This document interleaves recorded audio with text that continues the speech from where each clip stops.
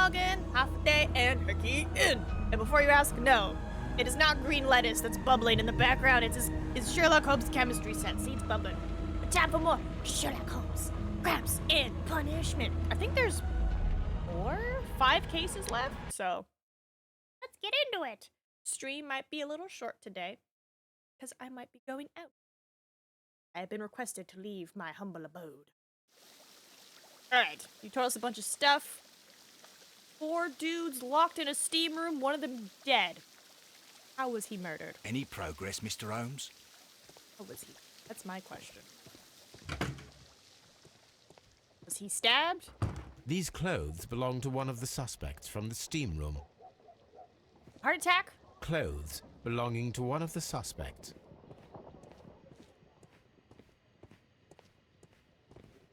Oh.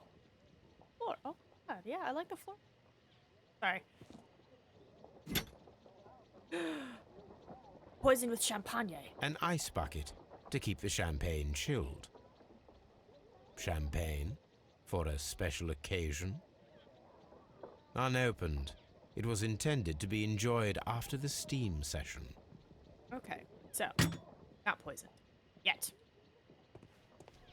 Expensive clothes belonging to one of the men from the steam room. 1, 2, 3. Hold on. Where's the 4th dude's clothes? Hello?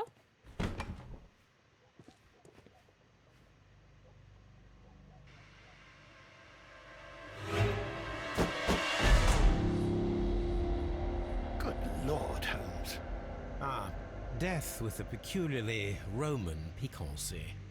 Like the one you almost had an hour ago. Let us forget about that. Excuse me.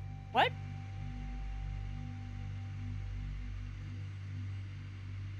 There was only one hit from the weapon. It pierced the right eye straight through to the brain. Death would have been instantaneous. Okay, yeah, so clearly somebody in this room committed the murder. Unless... But here's the weird part. There's only 3 sets of clothes out there. Where's the 4th set? The wound should not have bled so profusely. This pool is rather large. Does he have a clotting disorder? Some dirt or earth. I'll take a sample. Look, Watson. He was wearing a ring. He very likely removed it before the steam session. Well, death is very recent. Between 30 minutes to 1 hour ago. Sorry, I'm eating my breakfast I think we have lunch. found all that we can here, taking into consideration the abysmal lighting. Constable, we have finished with the body. We don't have many leads here. What concerns me is that we still have to find the murder weapon. Mr. Holmes? Just Please have do the body it! removed Make your without dreams disturbing come anything true! else in the room. Hi, Tony. All right, Mr. Holmes. I was wondering, Holmes, it's fairly reckless to carry out a murder inside a closed chamber. Why do you suppose they did it?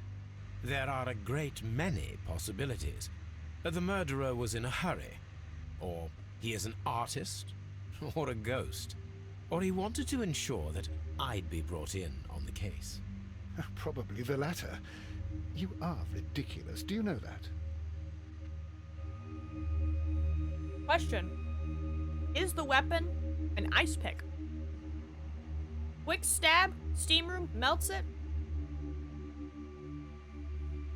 Techie and Tony, how are you doing today? You said there was a lot of blood. I should check this blood sample at Baker Street. What's this? This key was covered in blood. I should ask Phillips about it. Sames. Well, we welcome you into the Sherlock vibes. Alright, which one of you killed him? Whoop.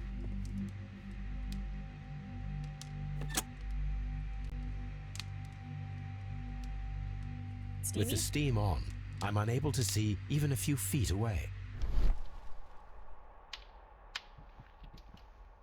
Something I'm supposed to see.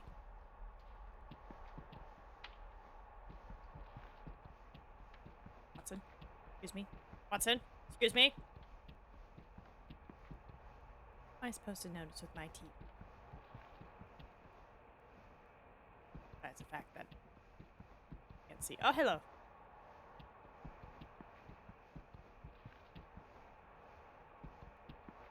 Sorry.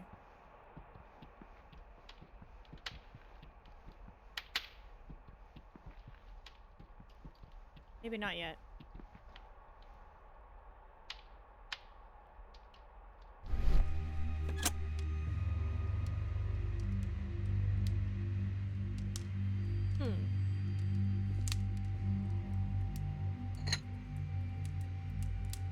One lens is cracked, probably due to the temperature of the brazier. These lenses are for myopia. The wearer is short-sighted.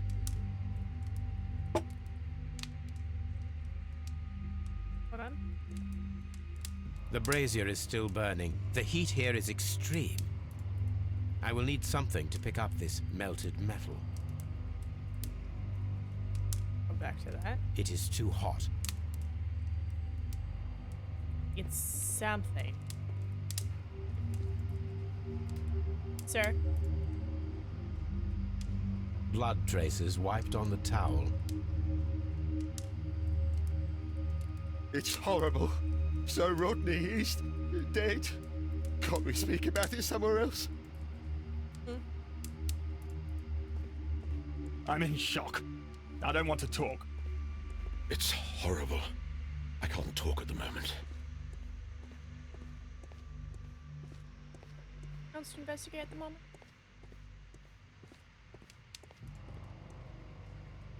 Need an item. Mr. Holmes? Yeah, 1, 2, 3. Is the fourth bit of clothing?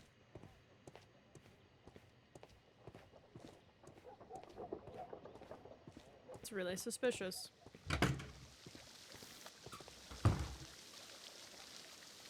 Mr. Holmes, I should like to take the suspects to the yard.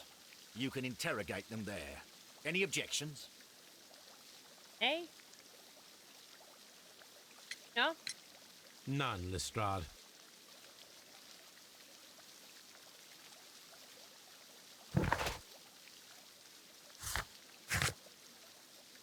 Dialogue.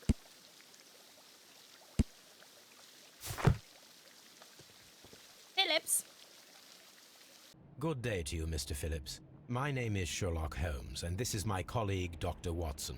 Would you be so kind as to answer our questions? Certainly, sir.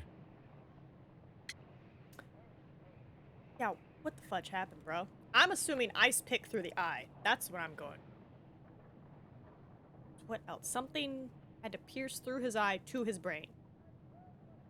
It's appeared. That usually tells me ice. Please tell us the chain of events from the start of your day.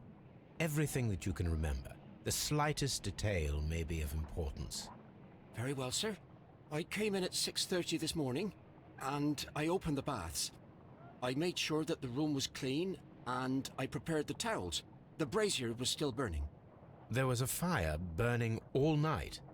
Yes, Sir Gregory ordered me to light the brazier yesterday.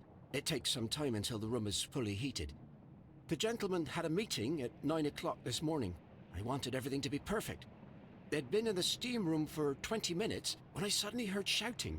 I ran to the door, but it was closed. I couldn't open it. So I ran out to the street to call for the police. One constable came up, and then there were others, and they picked the lock. Then Inspector Lestrade came along, and he told us that nothing should be touched. Did you receive any other visitors this morning? No one. Until these gentlemen arrived. Sir Gregory was the first. And then, while we were discussing work details, Sir Rodney and Mr. Blinkhorn arrived, and Mr. Garrow followed. What happened after that? I waited until they'd all entered the steam room, then I returned to the hall. The changing room door was open, so I should hear if they needed anything. You would have heard if someone had entered or left the steam room. Certainly, sir. These doors make a lot of noise. There is a bottle of champagne on ice in the changing room. Do you have any idea who left it there? There is? Are you quite certain? I didn't pay any attention. Do you believe that it's important? Mm-hmm. Maybe you come in. Everyone's a suspect. Elf lives alone. That buddy, I had to cut my hair recently.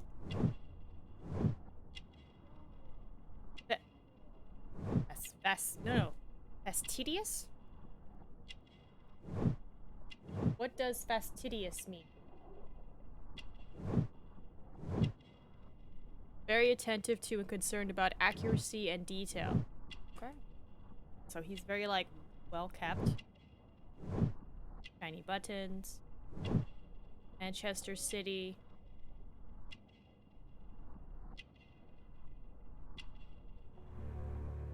Telegram sent today. How many people have keys to the steam room? We have just the one key for now, which Sir Gregory gave to me. So, this morning you opened the steam room, and then? I put the key inside my desk, but when they called, I couldn't find it. It had disappeared, but I don't know where it is. Did you leave the baths at any time, or receive any visitors? No, sir, I did not. Yeah.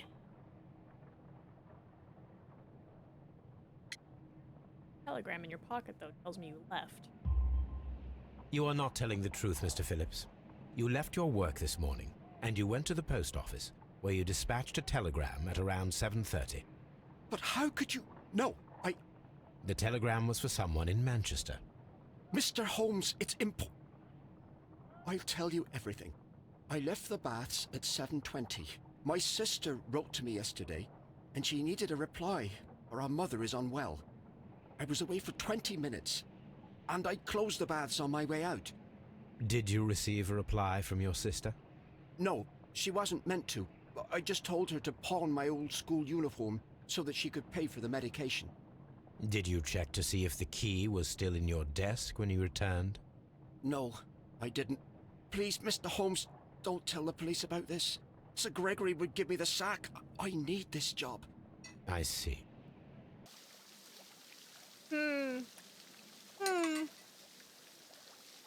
Oh, Phillips.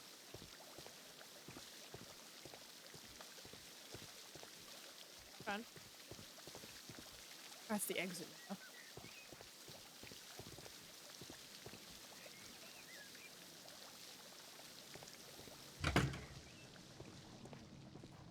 This area serves as Sir Rodney Bentcliffe's workshop.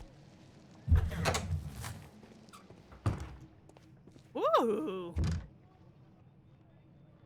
Tools used by archaeologists in their research. Wait, so it's an active bath and an active archaeological site? I will need these tongs. Ooh, for the metal.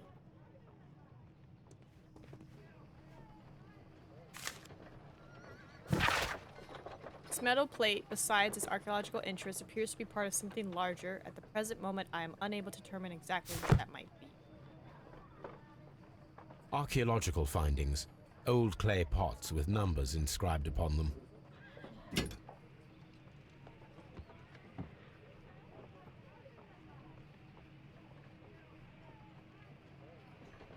A shape has been cut in the plate. What should be done with it?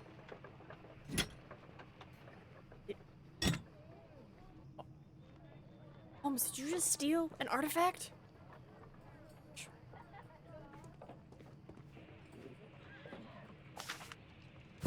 It's a meme. Sorry. Dear friend, I wish to organize a press conference at the Strand Lane Baths next month. 1893 was a remarkable year for my work in Egypt, but now it is time to set my focus upon English archaeology, to shine the light on our national treasures and reveal them to the public. I would like to see as many journalists as possible in attendance to record this event, and record it favorably if we treat them well enough. I would like to recall my old friendship with Lord Blackmore. Hold up! And use the special funds of the Royal Archaeological Institute for this event, Sir Rodney Bentcliffe. Isn't Blackmore a bad guy? Or is that only for that one story? There are few among us who would claim any degree of unfamiliarity with the name of Sir Rodney Bentcliffe. I shall. He is a gentleman who possesses the wealth, notoriety, and vigor to well match the finest of his ilk abound in England. His intellect is equal to his charms, as has oft been declared by the young ladies of the European aristocracy. He holds powerful connections within the Lord's chambers and carries an influence inside the political world. There are those who would call him unforgiving authoritarian. We would rather say that Sir Rodney is determined and ambitious. His presence at any archaeological site can only mean success for all concerned. Miraculous reopening for Strand Lane Romans Baths excavation. I wish my channel point redeems worked. I'm trying with my phone, but it's not letting me. The research efforts were about to be halted when a savior arrived in the form of Sir Rodney Bedcliffe. Oh, come on. Catch its ass. Sir Rodney has taken over immediate control of the excavation, claiming that the site holds the key to a great mystery. Pledged to update our readers with all the exciting news as it develops. Archaeological findings. Old clay pots with numbers inscribed upon them.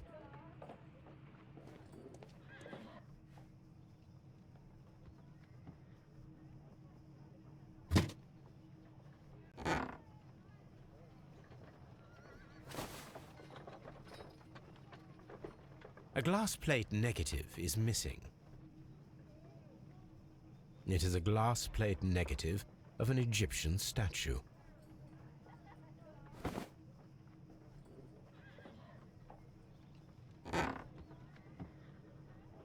Glass plate negatives, a remarkable method for recording ancient civilizations.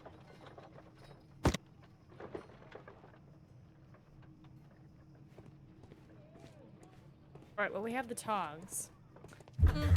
I guess I could have kept them there longer. Been like, whose melted metal ball is this? But, no. Might as well get him away from the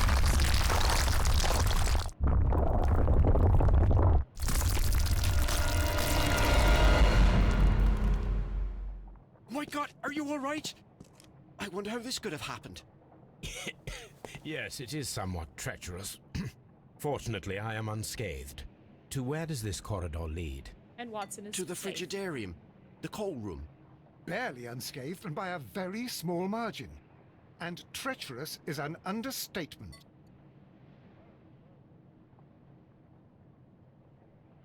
You're fine though, Watson, right? Those stones weigh tons. We won't move them. It does not matter. If our investigation requires it, we shall ask for them to be removed.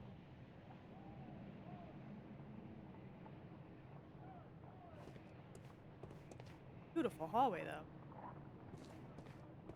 Alright. Going that way.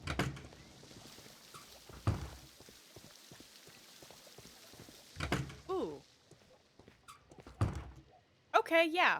So all of them took their clothes. So who took the fourth guy's clothes?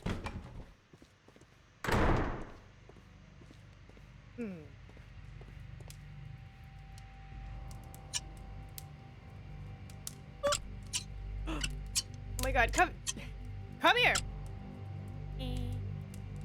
I should analyze this melted metal. Alright. Try the steam again.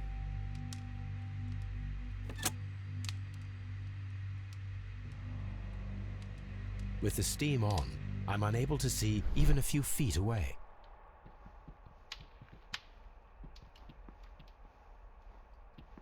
I witness in the steam.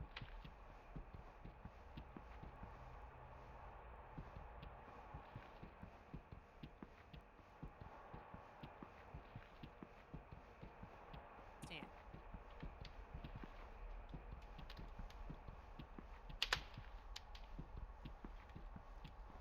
Once we know more, probably. Get an idea where to go, where to look. Alright, let's get our beautiful selves. I talked to him about the wine. It's like, kind of touched on it, but not like fully, you know? Know nothing about the wine. These baths are becoming sinister. I just realized. There were titties. Go to Baker Street.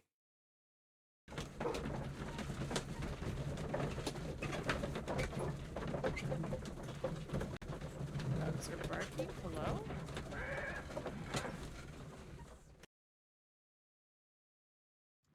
Barking. I'm checking.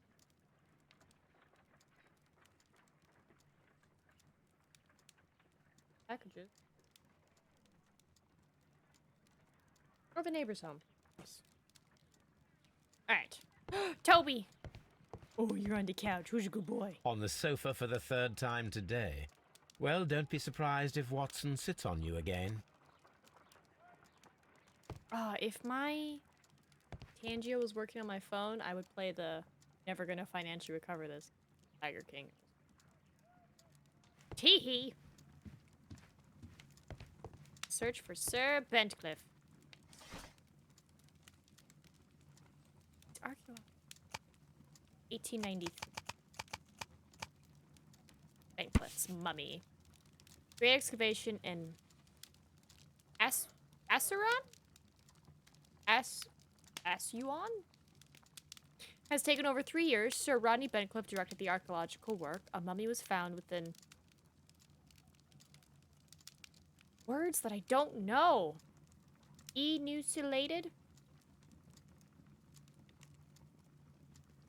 I'm gonna type this out because apparently I can't pronounce it. Enucleated? Enucleated. With an enucleated I. Past tense. Enucleated. Past participating. Enucleated. Remove the nucleus from a cell or surgically remove the eyeball intact from its surrounding capsule. He found an eyeball. Dribble! I remember hearing about a Sherlock Holmes video game that had a spooky Watson.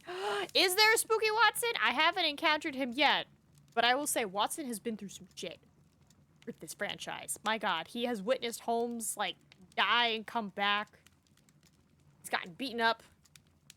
He's killed people. It's been a ride. But how you doing, Tribble? Again. Buried upright. She has been named the Desperate Mummy. There are very peculiar characteristics. Nearby could be read in Latin, by the eye he was punished for he saw what he was not worthy. Mummies believed to be Roman rather than Egyptian, as some symbols found in the tomb are in common with the back mysteries. Here it is. By the eye he was punished, for he saw that he was not worthy. Dreadful. That part. Toby, don't cry. Don't cry, Toby. Don't go. Is Spooky Watson in the latest Sherlock games, like Sherlock the Awakened? Hi, Watson.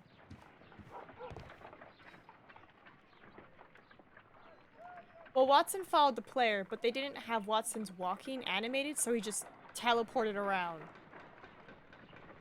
You know what? That would explain all the past games, because we'd be walking around like this, right? And then I would turn around, and he would be immediately right here. It's like, oh, Jesus. So, yeah. Maybe there was a spooky Watson. Check out this dirt. Pyrite, otherwise known as fool's gold. Selenite. Pyrite. White clay particles. Interesting. According to the color and its composition, I deduce that this sample is white clay. Now, I need to find which area near London this sample belongs to.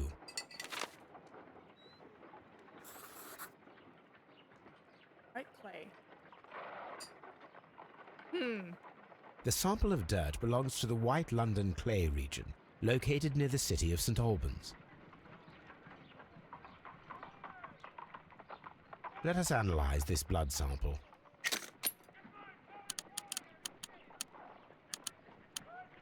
This blood has not coagulated well. It seems very liquid. That is strange. Let us see what is inside it. Hydrogen peroxide will bring any foreign matter to the surface. I think my theory is going to be true. I must take a pipette and place...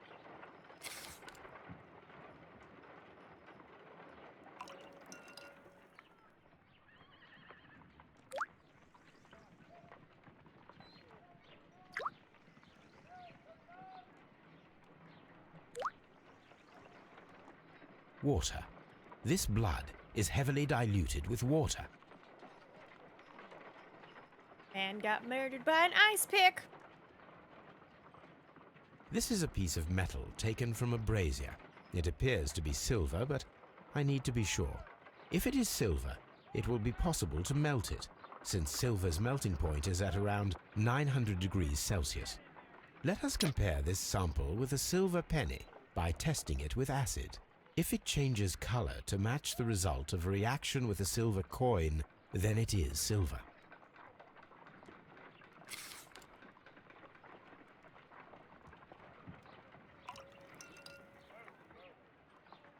So scientific.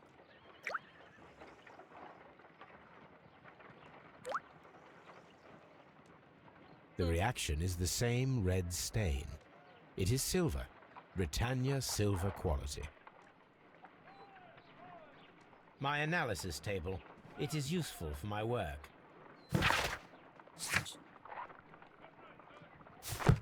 What should we do next, Holmes?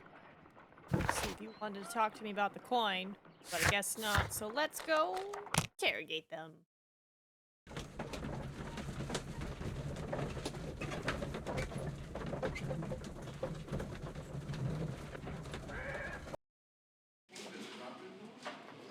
You're still here? I guess he's gonna be here forever.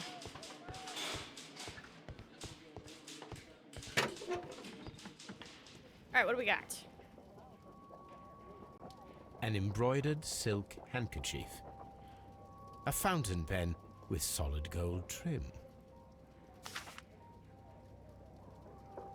Sir Gregory Pitkin's visiting card.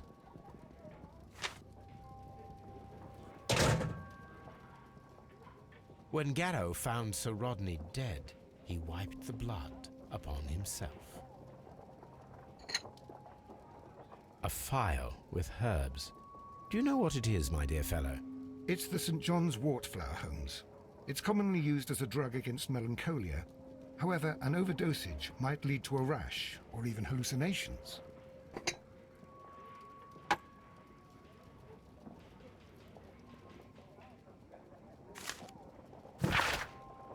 Gregory Pitkin, manager to Mr. Blink. Dear sir, the interests that I represent require the situation at the baths to be changed for the better. At the present time, frigidarium of excavations remain under your direction, and yet the works have not progressed. You have failed to find anything of value, and we are unable to make the frigidarium accessible to the public. Frigidarium is a valuable asset and the recreation of the Roman bath experience. I urge you to complete your work within the next 2 months. Have this remaining time to conclude your archaeological research and to find yourself another workplace. An ordinary pencil. Okay. This ring was most likely the one that Sir Rodney wore. He removed it before entering the steam room.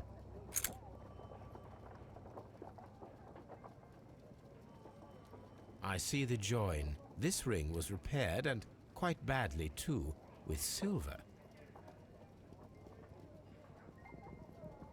An Egyptian symbol. It is a very old jewel. Why on earth would they wear such a ring? A very pertinent question.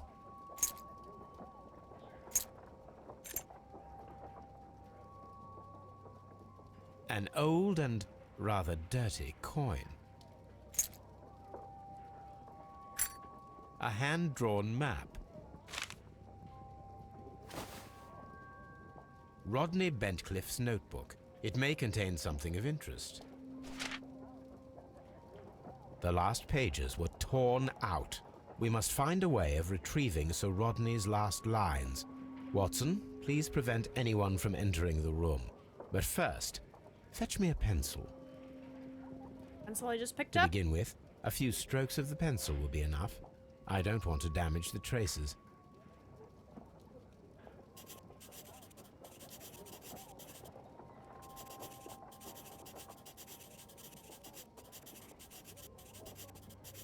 Okay. Almost found.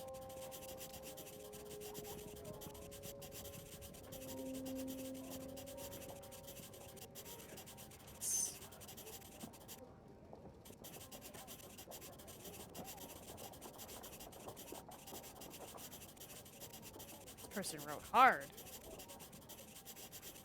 That's why I write softly on paper. You never know.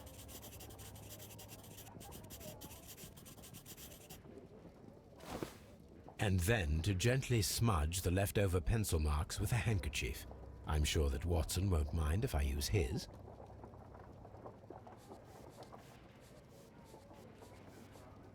Okay, I almost found it. Date will go down in here. Mr. Holmes, the coroner had... But what are you doing? Tampering with the evidence? Hey, I prefer to make them talk. Today, I almost found it. This date will go down in history. Sir Rodney was about to make an outstanding discovery. Wonderful. I could retrieve only the final words. The rest of it is lost. Perhaps the autopsy will assist us in that matter. I'm not sure that I can allow you to inspect the body now. I am sure that you must, Constable. Well, alright. The right eyeball's been burst, pierced to the hilt by a curved blade knife. The blade cut through the orbit of the frontal bone, ripping a part of the frontal lobe and the corpus callosum, after which, completing its trajectory in the cerebellum, caused tragic.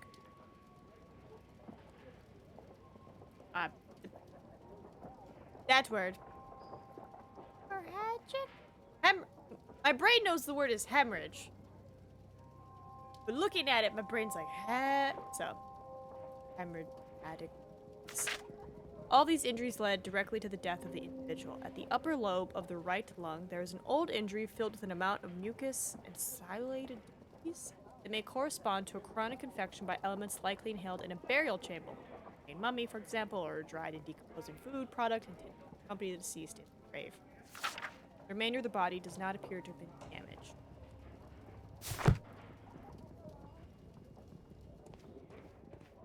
Does this mean I can go into them?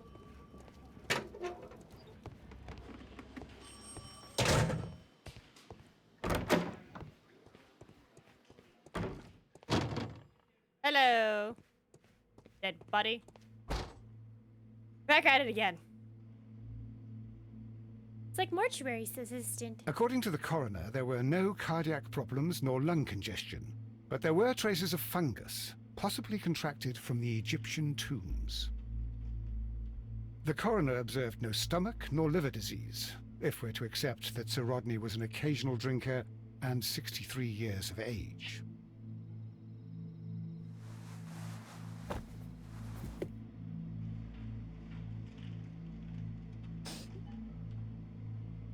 Why? It's just the animation. The bruising is in lines.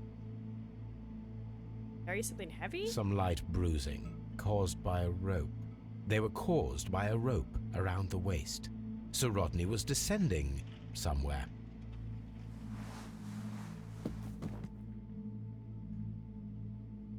An unusual wound, inflicted by a curved knife, which resulted in instant death, as the coroner's report says.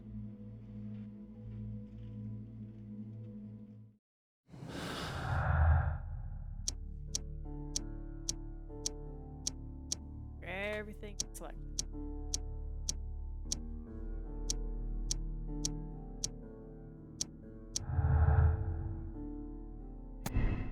Presence of waters due to the humid. Unexplained clue. It must be a somehow linked. Yes.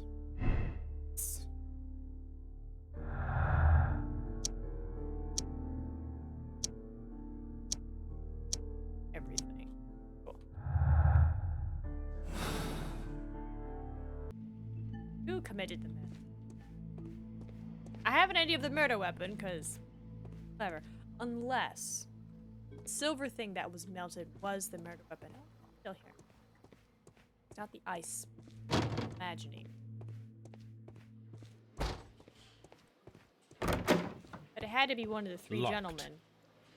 Unless a mysterious person came in, because visibility is really bad, so. Hello? Please escort this suspect for interrogation. Good day to you, sir.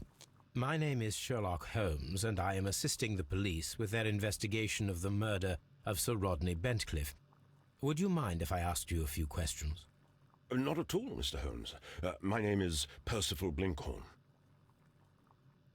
Okay. What is your occupation? I'm an archaeologist, specializing in the Roman period. I'm working on several excavation sites at present, including the baths at Strand Lane. Can you tell me more about the baths? Well, we're hoping to retrieve a great many interesting artifacts from the site, and to list any items of value before their eventual restoration and exhibition. And has it been successful? It has, thanks to Sir Rodney. I seem sure. What was your relationship with Sir Rodney? Well, I couldn't say that he was a kind man, no. But he was talented. I felt a great admiration for him, I must say. Was it your first collaboration? I had met Sir Rodney briefly once in Egypt, and I'd shared my researches with him. Surprisingly, my work did convince him to come here. He arrived only a couple of months ago. Surprisingly? Well, Sir Rodney was a cold man, and so very secretive too. But I learned so much from him. I can't believe that he's dead. How to annoy the heck out of Sherlock Holmes. Set up a huge mystery of a case, and as soon as he starts speaking to you, immediately admit it was you and explain how everything was done so he has nothing to investigate. Larryton! That would be so cruel and beautiful, Heckian, and thank you for the blessings. Just like, sensing it, and I was like, how are you Can you doing tell me today? what you saw today? Well, we entered the steam room, and we all went to sit down. The steam was particularly dense, and I didn't see anything much further after that. I just heard Mr. Garrow shouting, but we all ran for the door and bumped into each other. I was very alarmed by this point. What did you do? Well, the door was stuck, and with all the steam, it was quite frightening. I was barely able to see my own feet. Garrow was covered in blood. Do you believe that Garrow killed Sir Rodney? Oh, no. Garrow couldn't harm a fly. Can you recall any recent event that would occur to you now as being a little strange? Well, yesterday we had a small argument. Is that all? No. Sir Rodney informed me that he was to attend the London Archaeological Congress with me. Then he advised me of quite the opposite. And rather aggressively, too. Work with a bunch of shorts. We're on the way home because I'm not a medium anymore. But you got shorts, though. That's going to be fun. You getting, like, fun patterns or just, like, standard single colors? Do you recognize this ring? Certainly. It's the famous Aswan ring. Sir Rodney brought it back from his last campaign in Egypt. And he kept it for himself? Sir Rodney has had his own particular ideas of archaeology.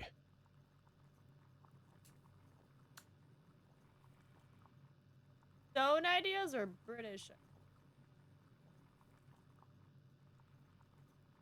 Kept an ancient ring for himself? What can you tell me about Garrow? Well, he always looks so sad. And he has been acting strangely lately. He complains about voices and visions. I will keep an eye on him because I'm worried. Your friend is taking too much of the malaria drug. Watson just says it causes hallucination. Therefore, wearing in work when the sun warms the building up too much, so minimal walking. Totally perfect. Answer made for usefulness. How well were your researchers progressing before Sir Rodney's arrival? Rather well.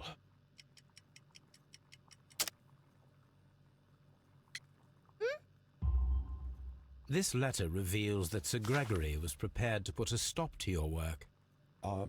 Yes. But since Sir Rodney's arrival, he had calmed down. He allowed us to work. I'm not sure what they agreed on. What will happen now that Sir Rodney is dead? Well, I haven't thought about that. But if it's needed, I will fight to defend Sir Rodney's expectations. We discovered some melted silver in the brazier. Did you put it there? No. Silver, you say? No, I don't know how it got there. Okay. Did you place the bottle of champagne in the changing room? No, I did not.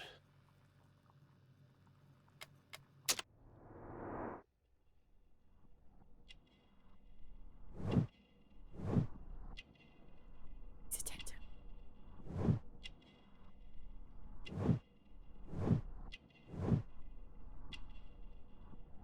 Not wealthy.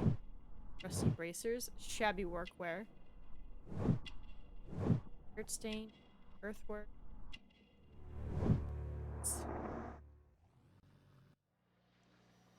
Alright. Mr. Garrow. Please escort this suspect for interrogation.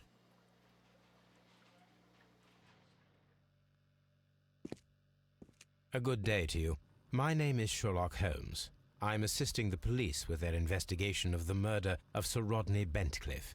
Would you mind if I asked you a few questions? I am Tristram Garrow. Take a look at him first. Eye bags. Badly shaven. Ration. Thanks, buddy.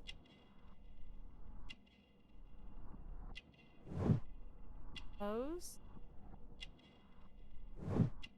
You got the protective amulet. What is your occupation? I am a counsellor at the district chamber. And what were you doing at the baths? Well, I follow the researches. I am interested in archaeology. You follow them? Yes. So many things happened and we need to know. Or perhaps it's better hidden. I beg your pardon, Mr. Garrow. I meant nothing by that. I apologise. Buddy. What was it like to work with Sir Rodney? It was like working with a genius. He was a hard man, but then you know this world is hard. There are always people who want to steal from you. And he trusted me, but oh. Are you feeling unwell?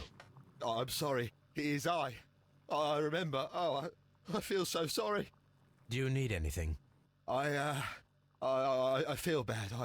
I hear. No, nothing. I'm better now. Please try to recall what you saw today. The room was so hot. I had to remove my glasses. I was not feeling so very well in there. But you found the body. I saw the knife, you know, flying through the air. I saw the blood. I tried to escape. I don't remember. Saw the knife? What did it look like? Everything was as if in a nightmare. It all happened so fast. The knife was shining like gold. Had Sir Rodney exhibited any recent strange behaviour? Well, he had been rather secretive these past few days. Last Thursday, for example, I saw him leave. When he returned, it was very late. He showed me some wet coins, Roman coins, and he started to laugh. His ring! Oh, it should be destroyed. Why do you say that? It is a cursed ring, digging dark secrets. Really? It is after me now. I know it. I shouldn't have worked on it in the workshop. It's too late now. Settle down. This is the coin that he showed me. It is from the 3rd century. It must be very rare. No, I don't know.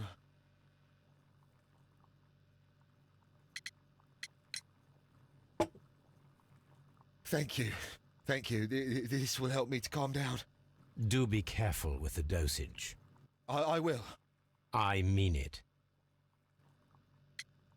Another drug addict. We discovered some melted silver in the brazier. Did you put it there? It didn't help. The power is too strong.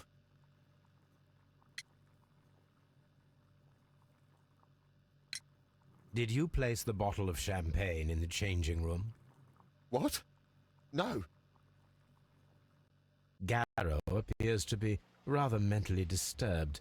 Either that or he is a good actor. Alright. Ooh. Some good stuff.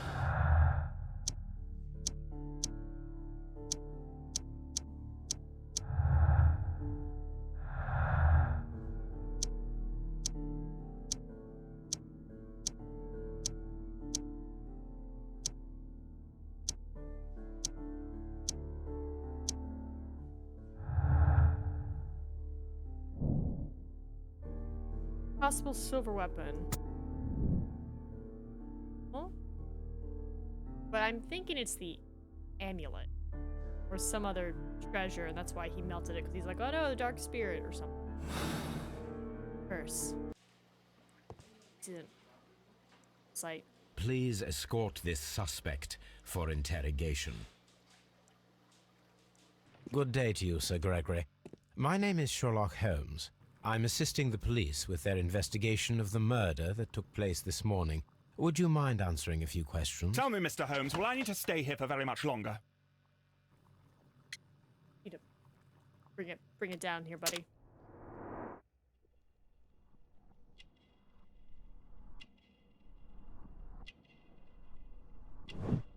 Mouth shape. This stayed.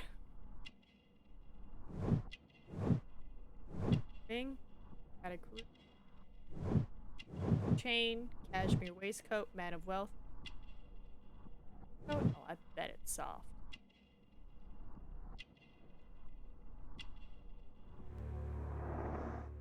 Arrogant look. You are the manager of the baths, is that correct? Yes. I'm passionate about archaeology. I wanted to restore the ruins. My ambition is to open the baths to the public. Living archaeology can be a profitable business, although now I'm not so sure. I see. When do you wish to begin using the baths? When the archaeological researches are over, I will be free to complete the restoration. It is the usual process.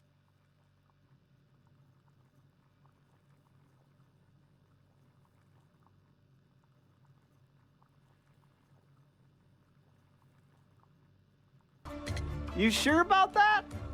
You sure about that's not why?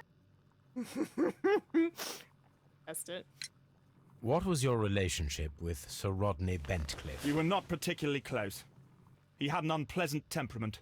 Suspicious, authoritarian, unkind. People possessed by genius may be forgiven for their nature, but not by me. Was he obstructive? Not at all. Everything he did led us to greater success. He helped us increase the potential of the building. Please tell me what happened this morning. The test that we performed this morning was a success. The steam was working well. But then, of course, that awful murder. What did you see? The steam was too thick to see anything. But ask Garrow. He saw the body first. Had Sir Rodney exhibited any recent strange behavior? Look, I'm not a suspicious fellow, but I think that he had professional interests elsewhere that he did not wish us to know about. Why should you think that? Where? I have no idea. But after all, it was not my business. How was the work progressing before Sir Rodney's arrival? Rather slowly, I would say.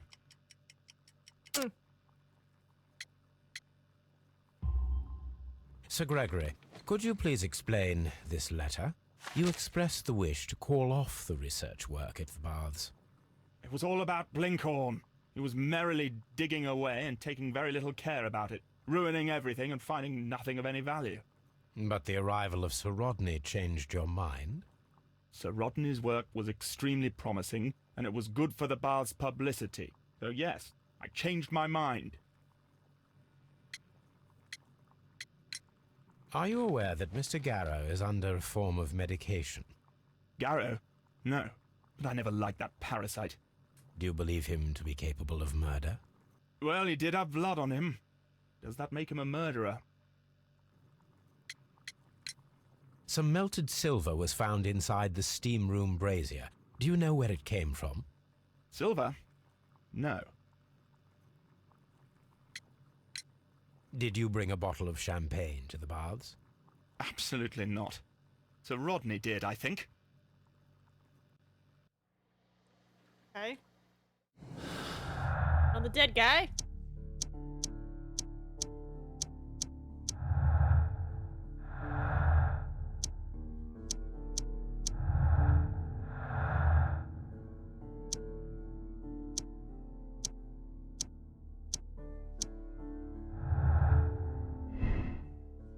Blinkhorn's work was saved by the arrival, but at a high cost to his morale. Blinkhorn's work was saved by the arrival. He was thankful for the possibility of working together and the chance of learning from him. At the moment, it seems like he's genuinely interested. At the moment. Why would Sir Rodney be hiding anything? Could his discovery be the motive for the crime?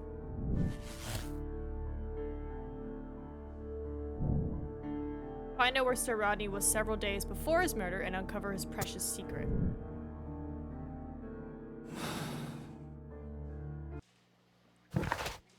Oh. Search the map. Found on the map at Big. Map of Baker Street.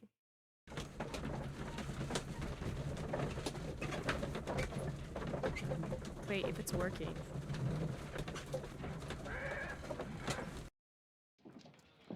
Toby, I need to borrow you for a second. Actually, I might need to borrow you for 2 seconds.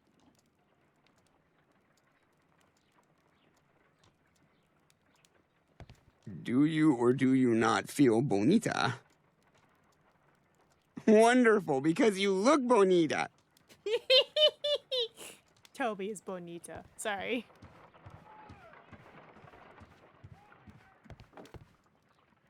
Now we have 2 maps. We must combine them properly.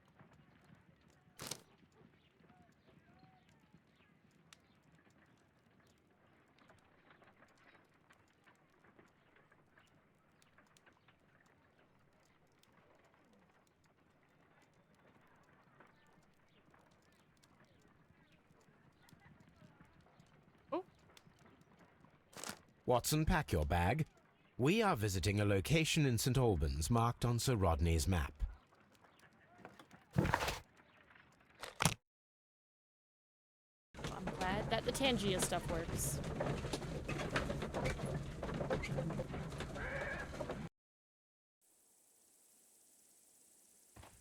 This archaeological site has been abandoned.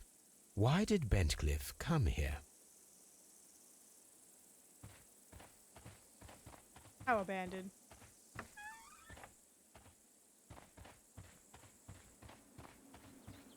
It's pretty.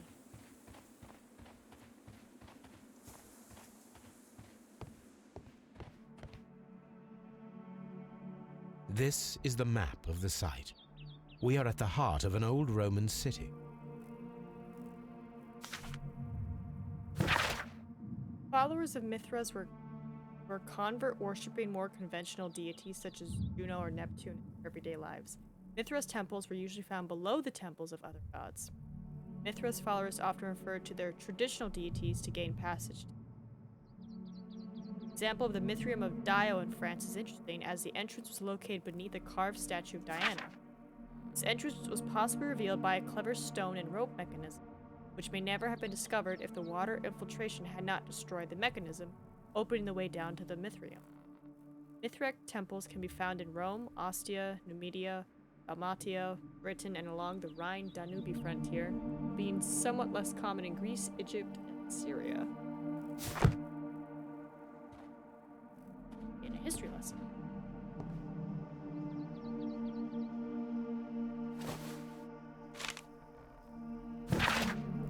The knife used by Mithras for the Oroctony, sacrifice of the bull, is originally a curved sacrificial blade of Persian origin. Its curves can be 5 to 15 degrees. Yes, that's what. The name is derived from the Persian shamshir, which means sword. This radically curved sword family includes the shamshir, scimitar, talwar, lidj, pulwar, and Mongol saber. I hope I said those right. I wonder if Mithras is somehow the inspiration for Mithril. To Google! Oh my god, what if it is? A myth of the golden knife is the key to the Mithratic mysteries that some describe it as the equivalent to the Holy Grail. The golden knife carries a curse that will spill the blood of the unworthy who would dare to touch it.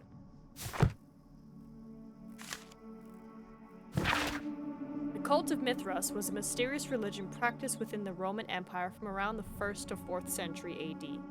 The name of the Persian god Mithra, adapted by the Greek as Mithras, was linked with a new and distinctive imagery. Worshippers of Mithras had a complex system of 7 grades of initiation, with ritualistic meals. Initiates would meet in the underground temples, called Mithrita, that were retained in large numbers. The iconic scenes of Mithras show him as being born from a rock and slaughtering a bull. So, like, he emerged from a rock and then, like, immediately kills a bull? Or, like, as someone's killing a bull, he's emerging from a rock? I got questions.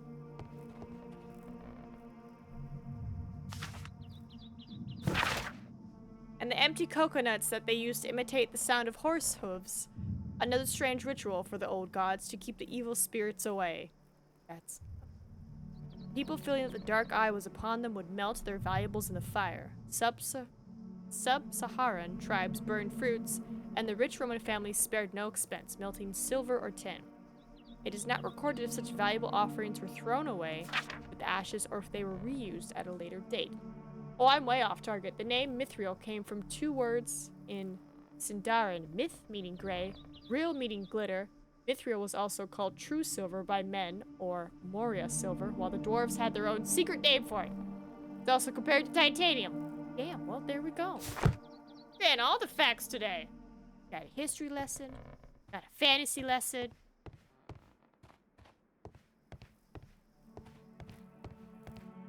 The door has been left open.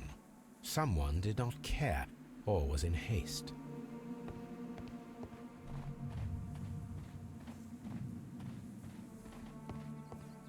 Barrier 1. Oop.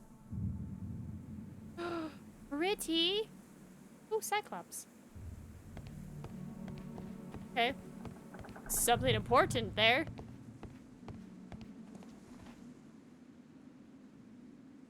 The Cyclops, a one-eyed creature helping Vulcan at the forge.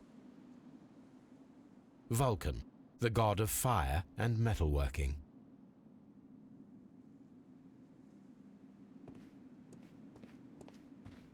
Do you think when humanity goes poof, like, you know, thousands and thousands of years from now, right? With, let's say, no technology or whatever to, like, track back our history, do you think someone's gonna walk, like, the Hollywood, you know, boardwalk of fame and be like, look at all these deities, all these different gods? They're just gonna be like, wow, look at all these graves, you know. Who knows what they'll think that is. Go through this? Over here? Oh, okay.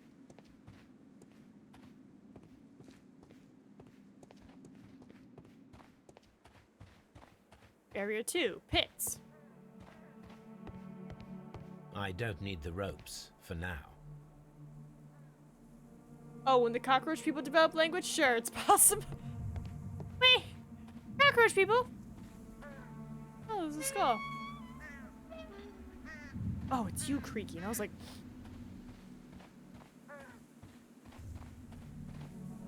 Right? Who knows?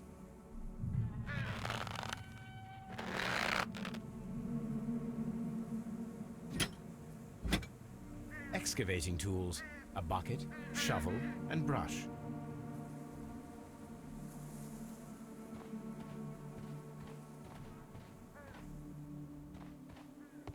Something else. Area 3? Yeah.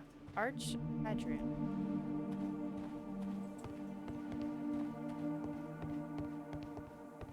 Area 4. Probably. I feel so, like, not smart, because, you know, weird education system growing up, but, like, were the Romans in the UK? Is that actually a thing? I thought they just kind of stayed more on the main continent. I didn't realize they kept going. Oop. This wall was covered with mud recently. What could be hidden here?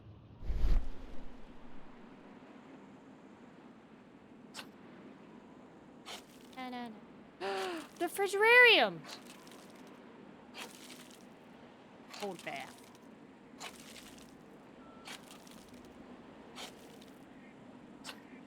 Rome invaded the UK, but they struggled more as they pushed further north. They found some Roman stuff in the Thames River in London. That's nifty. I can see now. Frigidarium. It is located at the Roman baths in London. Someone took the time to hide the fresco, but what for? I need to visit this place.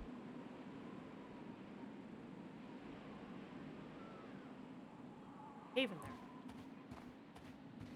So obviously it wasn't United Kingdom. Right, like it wasn't the UK at the time, but like for modern day sake of being able to quickly pinpoint the location that we're talking about, using the modern day name. That's pretty cool. I didn't know they went that far. I don't know why I just thought they kind of stopped at the ocean and they were like, bah! It is a statue of Minerva. Hi, Minerva. Neptune, the god of the sea. I like the bush placement. What's up?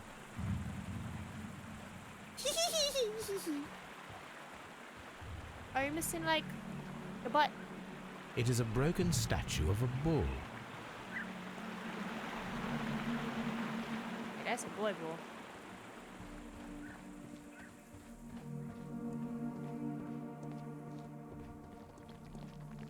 Construction hooks.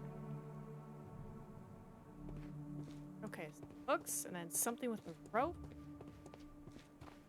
Called. Oh, it's just. Got it.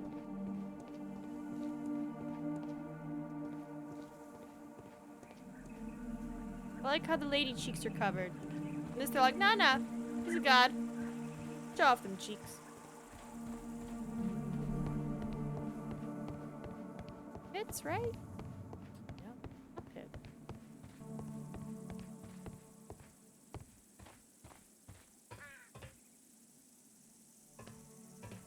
Cart track? Tiny house. Ooh. This railway is used to remove rubble from the site.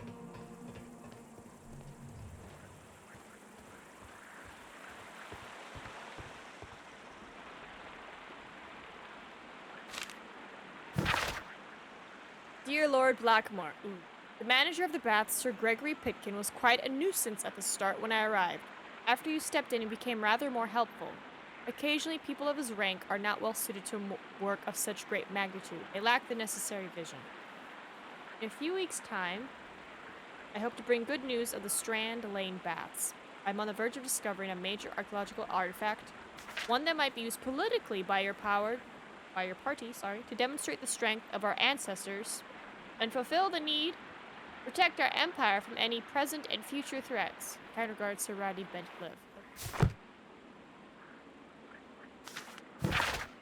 Calvin, Hobbs and you consider yourselves as being so smart and funny. I had a good laugh when you froze Miss Durkin's notes about the Arch of Hadrian in the ice. However, our thesis exams are just ahead, and as you are the so-called brain of your improbable duo, I have to warn you that my Gastrophius model, the ancient Greek crossbow, and not the medical device to relieve constipated people, as you might have thought, is not to be touched, or else I'll have to inform Mr. Wormwood about everything you've done these past 2 years. P.S. I ate Hobbs' tuna sandwich. Hospital. Don't touch it! Also, I ate someone's sandwich. All these Roman gods give me knocks. We're gonna... Who knows, Tony? Who knows? Just like, pop in real quick. You never know. It's Sherlock Holmes. He might be like, Heck, we aren't even united even now. That's true. That was a time. Had to double check it first. The name Britain British has its origins in Roman interactions with the Isle. We owe that name to them. The Latin Britannia was the name variously applied to the British Isles, Great Britain, and the Roman province of Britain during the Roman Empire. Oh! This is a reproduction of an ancient Greek crossbow. Would you look at that? Object of interest. God, I know. And this is where the rope... Okay. The gastrofets were used with ropes and hooks for sieges. It's pretty cool.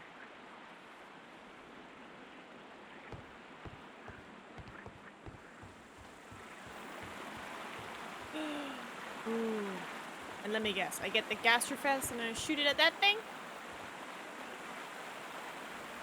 This is the map of the site. The gastrofets were used with... Same stuff. Alright.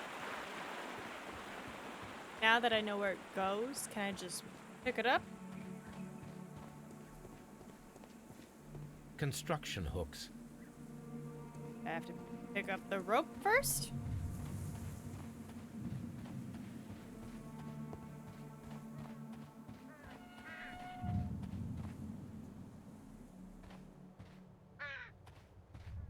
I don't need the ropes for now. You have to make... Oh. Or do we not make crossbow yet? We have to go back to the baths to be like, aha, I've discovered something about the frigidarium. Back to the... Yeah. Back to the fridge. Find a use. I'm sorry, what? Statue of Neptune. Hold on, what? What does Cheek Man want with me? Find a use. Pet me. Tell me I'm a good boy.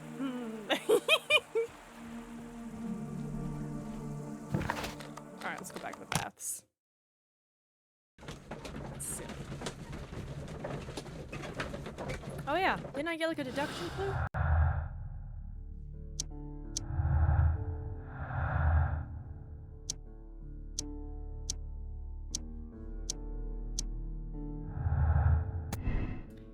Pitkin feels rather uncomfortable postponing the public opening of the Roman baths because of Sir Rodney. He was angry because of this. Pitkin expects to receive much of value from Sir Rodney's research. The work will increase.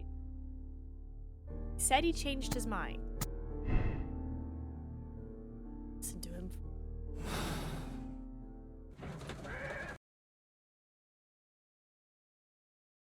Mr. Holmes, we've cleared the corridor to the frigidarium. You can visit it now. Let's go. Thank you, Mr. Phillips. Thanks, Philip. Best. All these events are bad for the baths. And my job. Shh, you're fine. Frigidarium. Frigidarium.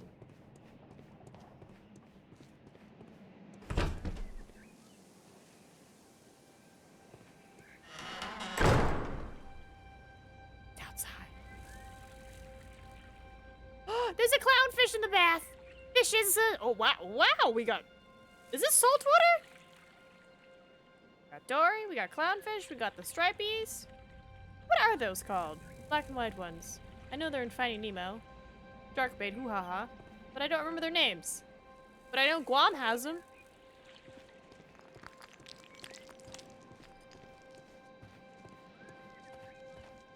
We have.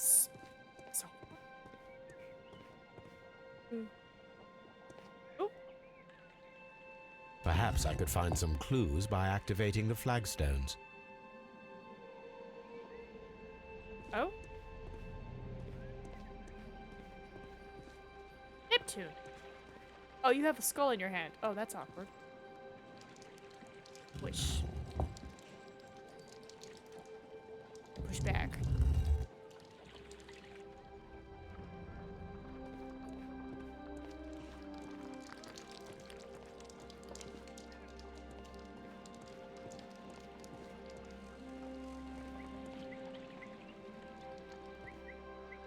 Scorpion. Which?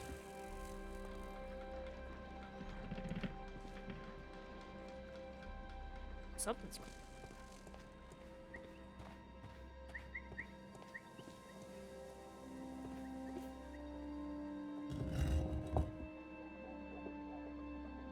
See, some go in, but Neptune was like, push back. One-eyed face. They're doing some weird creation thing. Yeah.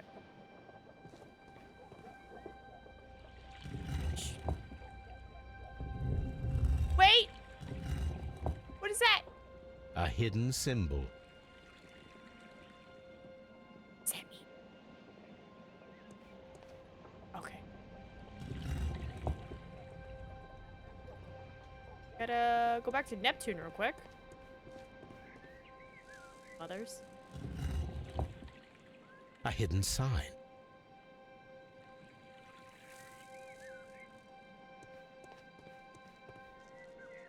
Yider? Neptune!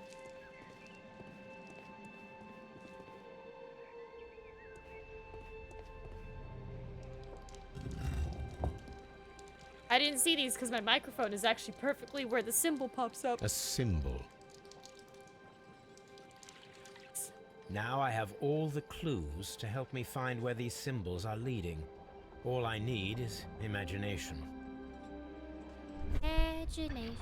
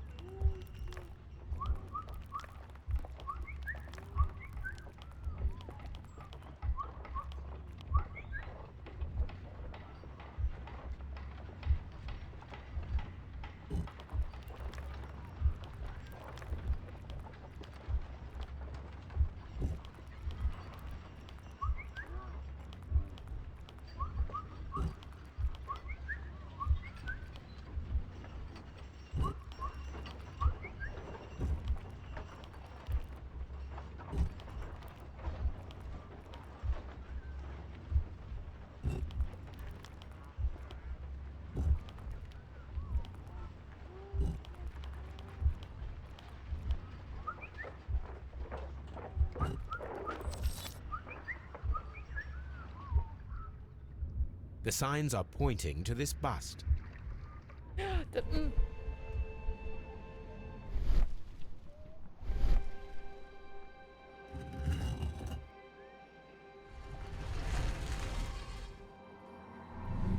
Ooh.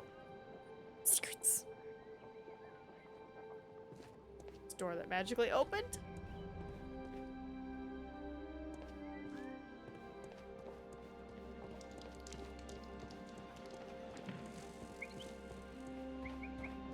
There it is.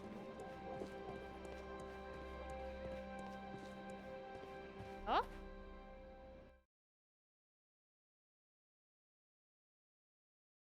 What is this place? I am unsure, Watson, but everything points to the fact that it was the last place visited by Sir Rodney Bentcliffe.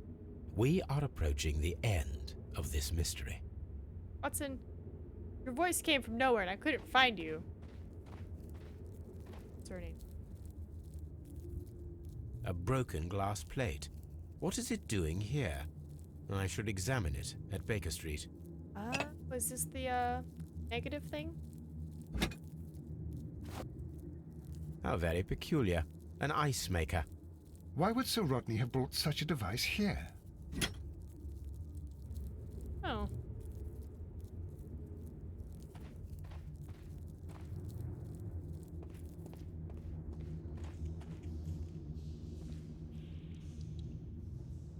Small part of me just wants to have art like this in my house. Just a giant ass fresco. But I'm like, which would that cost to make? Would it be cheaper to make one or to buy one?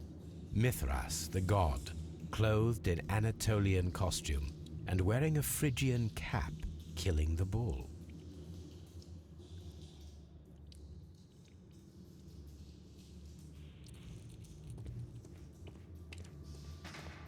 This fresco resembles either a ladder or a hierarchy. Initiation graves of the cult of Mithras. Oh. I will be down here. I will be Burb. No, I will be Cup. I will be the Cup. Oh, whoa, that's a lot of dead people. Hello? Must be very sturdy, holding up all this. Must have been off. Were they? I'm trying to imagine a building from the ground up, right? So it's like, you build this, then you're like, we're out of materials. I know. Cemetery. Oh. I didn't realize there was wood in here. All right. The fire casts a shadow upon the floor. Fire? Oh! Ooh! Black thingies.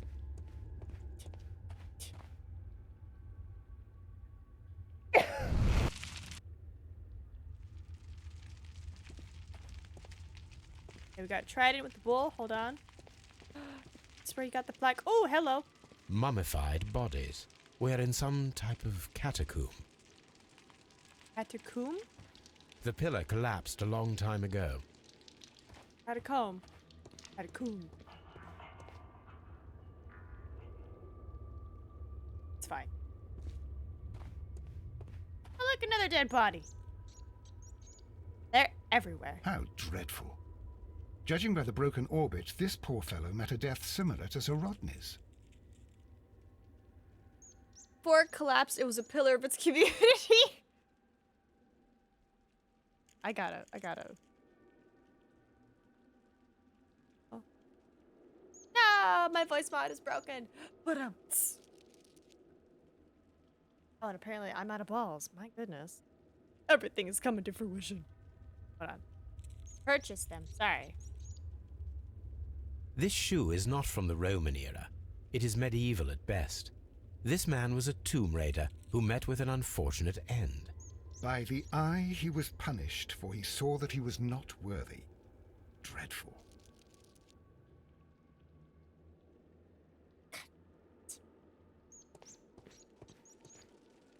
Mummified bodies. We're in some type of catacomb.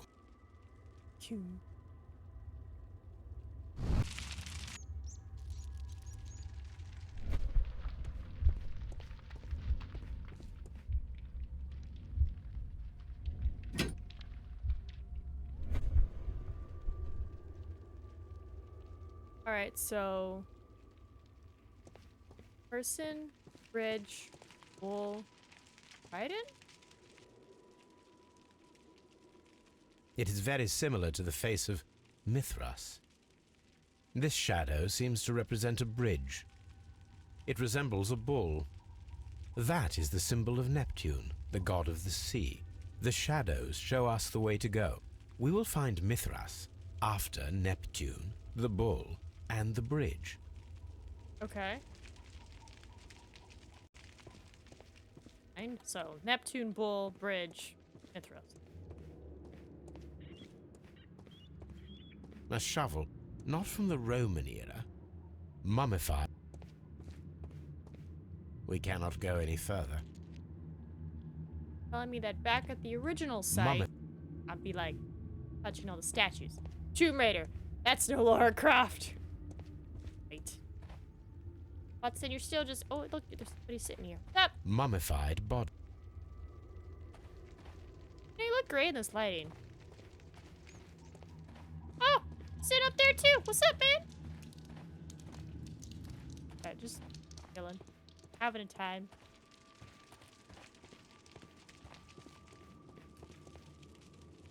Yeah, I imagine we go back. Search the tunnels. There's else here.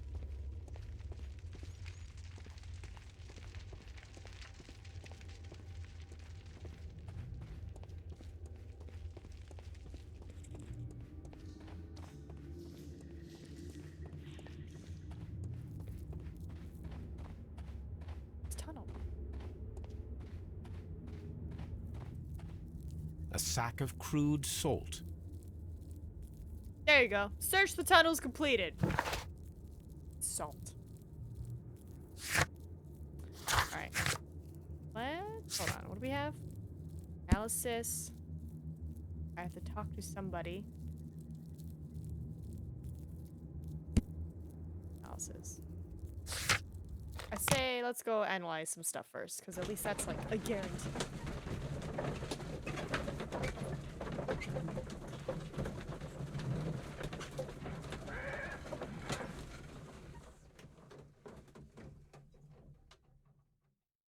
is this one again? I don't remember. I know what I have to do, but I don't know if I have the strength to do it. I don't remember now. As soon as I saw the face, I was like, oh, it's that one. There are 12 pieces here. Let's try to gather them.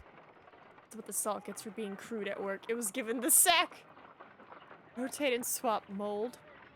Mold pieces depending on their shape to position them in accordance to each other. I will count this piece as a starting point. Okay.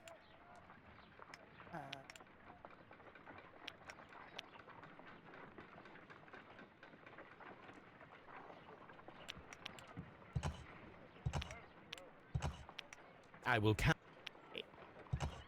Select. I don't want to rotate all.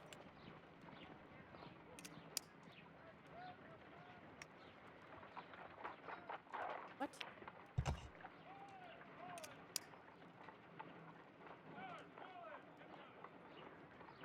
Huh? I can select pieces. Okay, there we go. How we swap.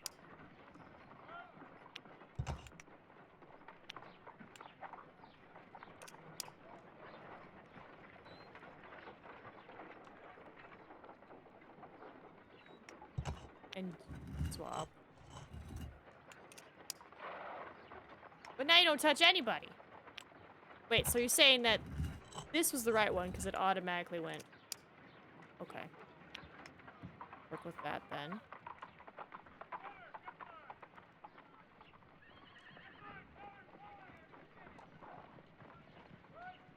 God, who's got triangle?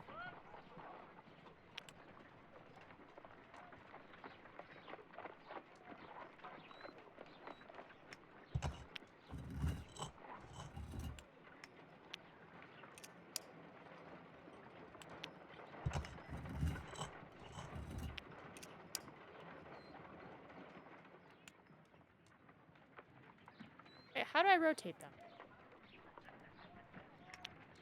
I can select. There we go. Progress. Okay, we're getting there. Oh, what I did to my chart. So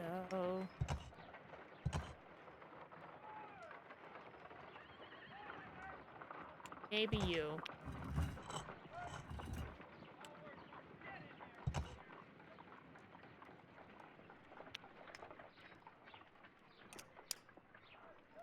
Okay.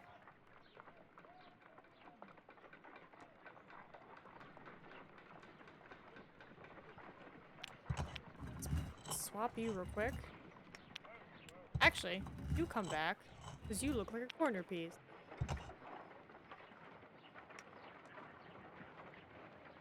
Rotate this way. Okay. Never mind.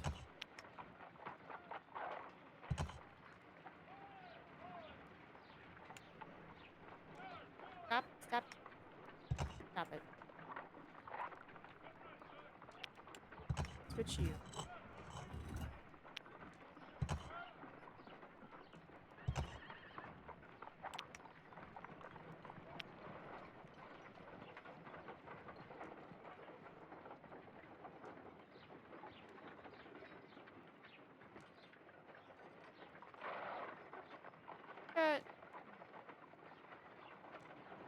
Wait. Where's my second triangle piece?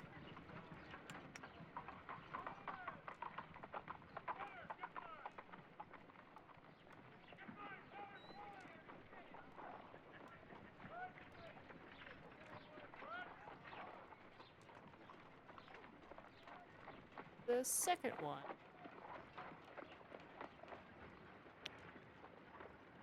Because if you're the starting block, right? I can only rotate this way instead of up and down. Where is the second?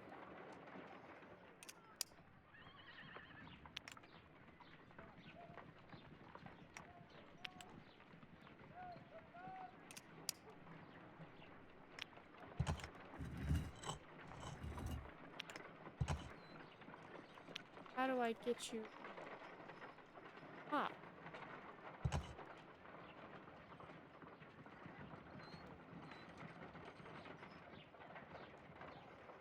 do I rotate you? Item.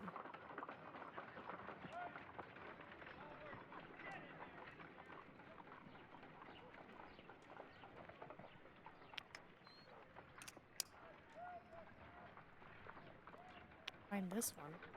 Work our way there.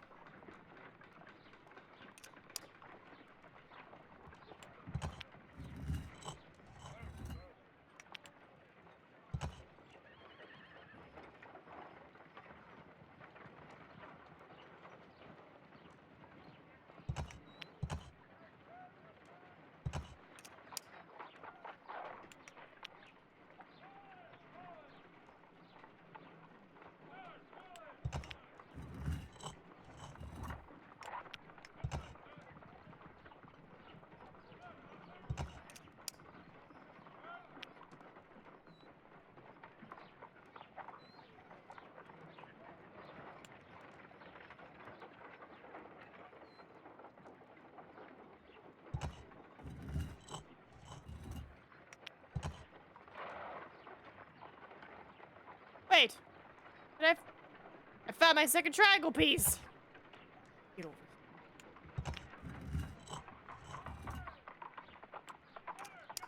here. Wondering, I was like, where are you?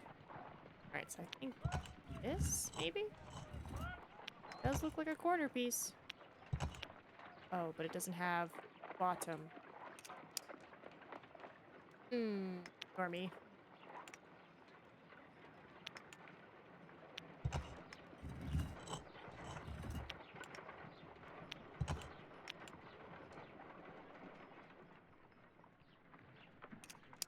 Okay. Getting there.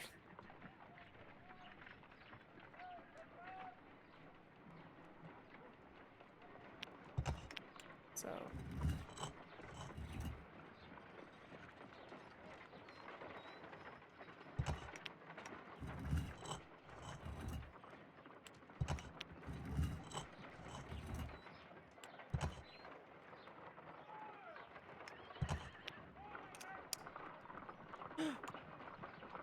Piece without even meaning to. Let's go.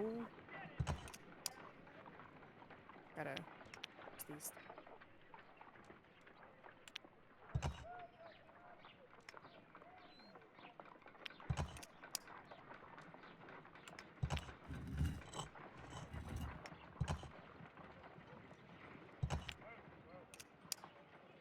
Okay, he found his home.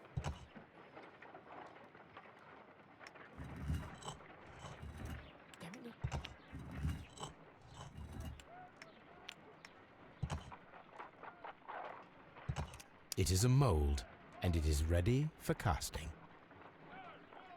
The mold is prepared for casting. We just need to fill it with certain material. Sir Rodney has made a reconstruction of the mythical golden knife. He seemed unafraid of maledictions, and yet... half a glass of water should be enough to create a plaster solution.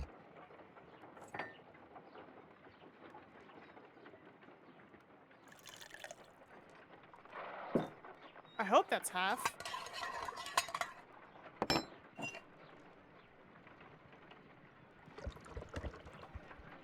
Now let us see what we have here. Something that came to my mind. An island minus the land. Oh, it's a knife! Cute knife. This knife is very similar to that described by the coroner as the weapon that killed Sir Rodney. You should not leap to any hasty conclusions, Watson.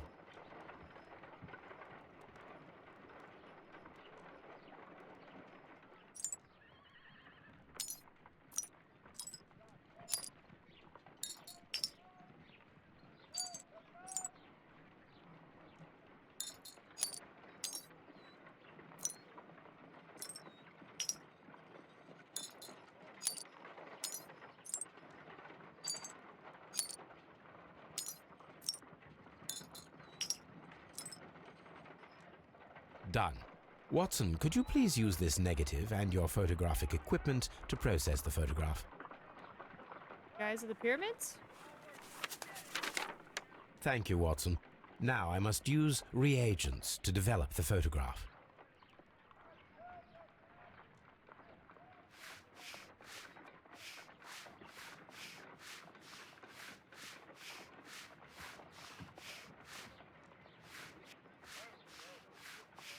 Ice cream in the desert. We are indebted to the Romans who developed the technique. Ice cream in the desert? We are indebted to the Romans who developed the technique. The pyramids of Giza in Egypt. Another archaeologist, most probably. Salt. Ice. Ice cream. Sir Rodney. So that's it. Salt and crushed ice may help to create ice cream.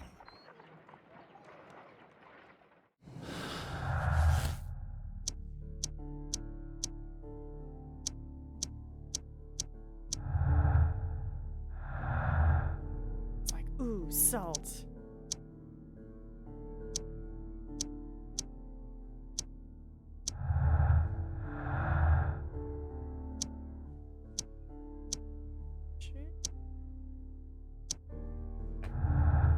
What do we got? Yeah. Roman method of ice production.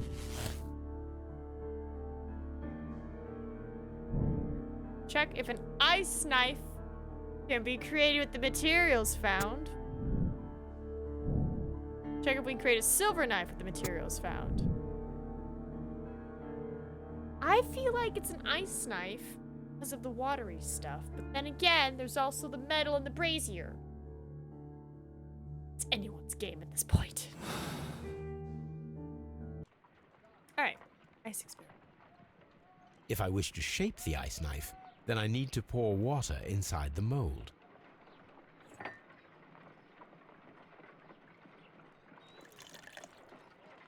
Ice, salt, and then the mixing.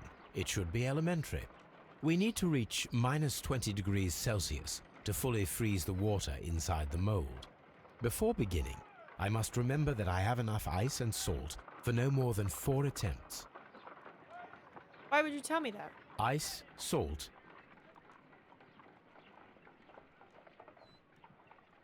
I think that ice should be added first. A block of ice.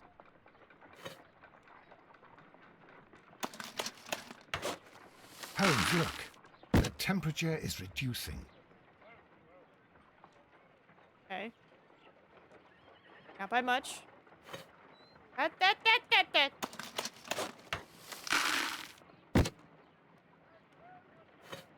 Oi, oi, why are you getting warmer?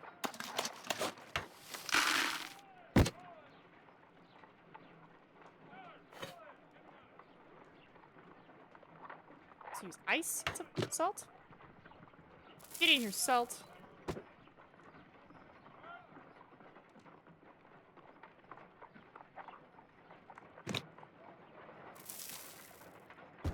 Gotta get hotter. Ice.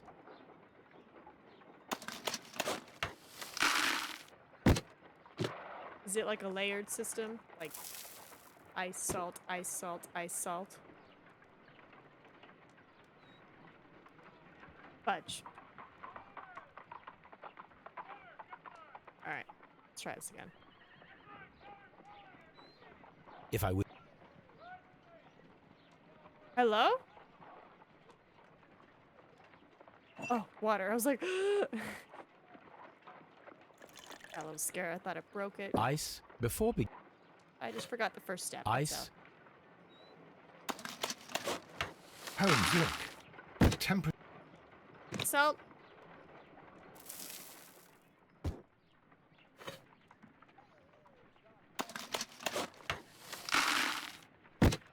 Salt.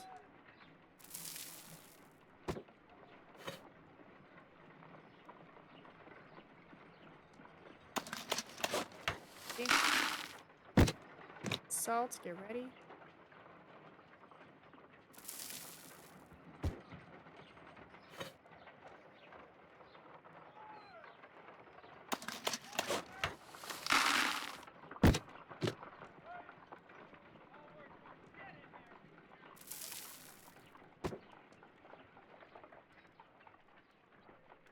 Excellent.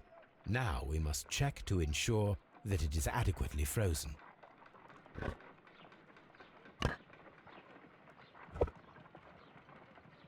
An ice weapon for a cold-blooded murder. An ice knife. A surprising and yet a very brilliant idea. It's the perfect weapon. It enables one to kill a man and then it melts. The only trace it leaves is a small puddle on the ground. Let us try to create an object from silver by using the mold.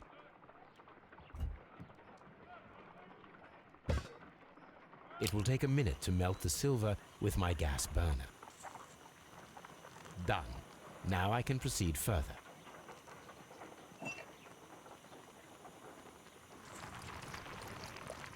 The mold is hot.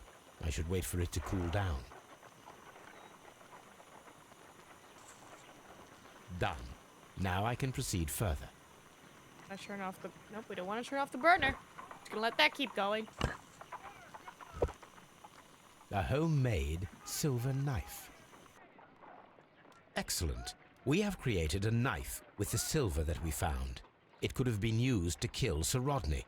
It was extremely clever to create a weapon that could dissolve at the scene of the crime. Yes.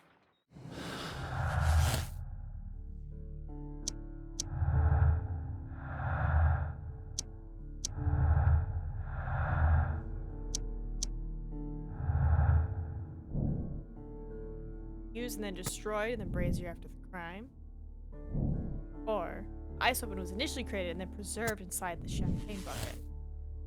I think it's ice because of the bloody, the bloody water. The watery blood. After the attack, the knife was left to melt, so causing the excess of water in the blood pool. Yeah, I think it's ice knife.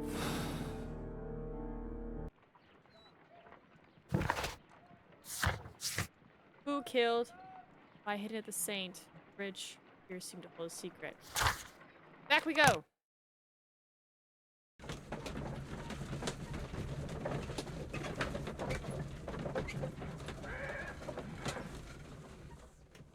My package is on the way! I either get it today or tomorrow, the new part.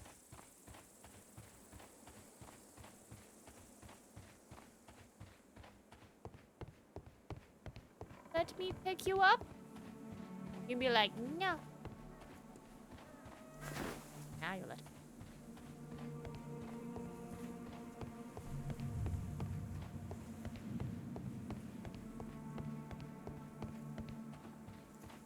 Okay. I remembered where it was as I was going. High five. Neptune, Bull, Bridge, Mithras. Neptune, the god of the sea.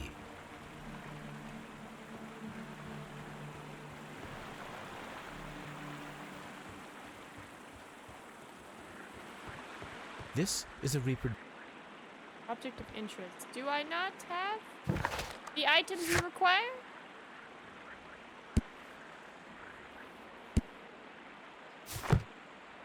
Missing.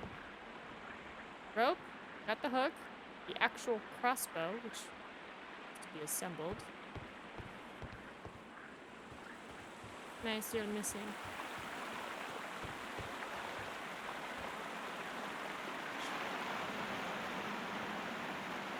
We should use these metal rings to help us reach the bridge pillar. There might be something behind these leaves. I have to find a way of getting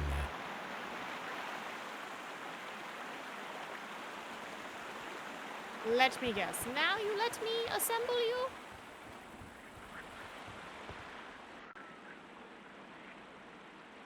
Now we can assemble. I should use the appropriate object here. Not bad. I should use the appropriate object here. Who knew building a crossbow was so difficult?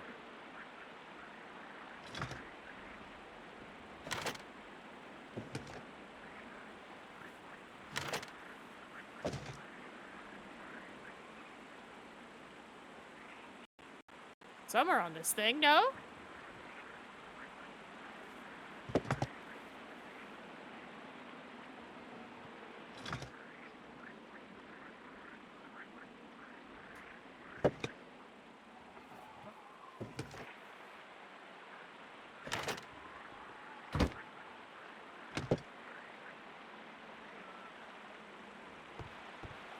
I believe now we can launch ourselves across. Those rings on the bridge are perfect targets. Alright, hold breath. What? This one is ready.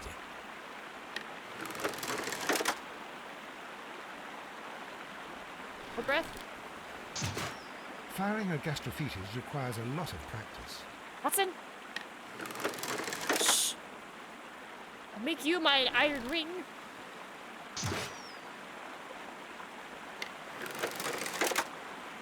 That's why Nina doesn't do shooter games. This one is ready.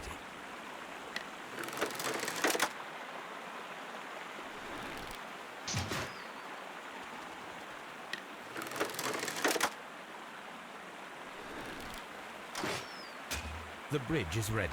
Now I must cross it. Huh?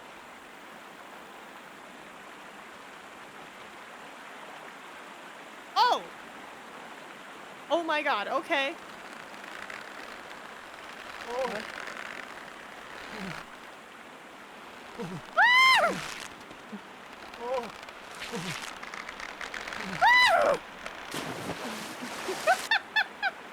Sniper meep. Hold on. I gotta reset because I think that's technically our first death in this game. Alright, here we go.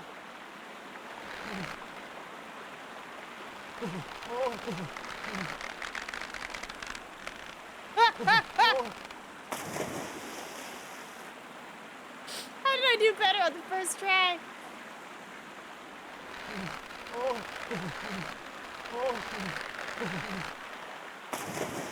Nope. Oh boy. I found our spot.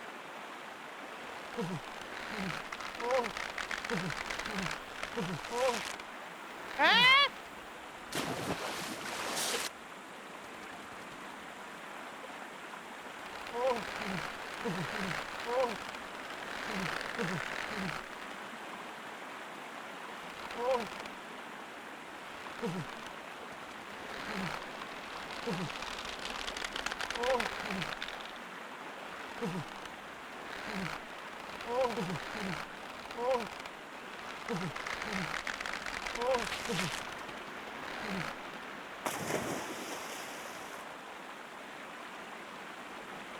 I do have the option to skip, but damn it, I want to try. Because, like, I'm shifting, right? And I just see the red arrows.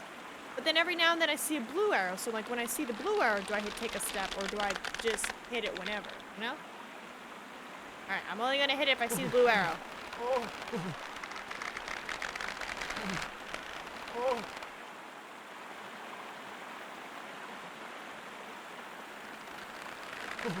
It's too fast. I couldn't do it in time.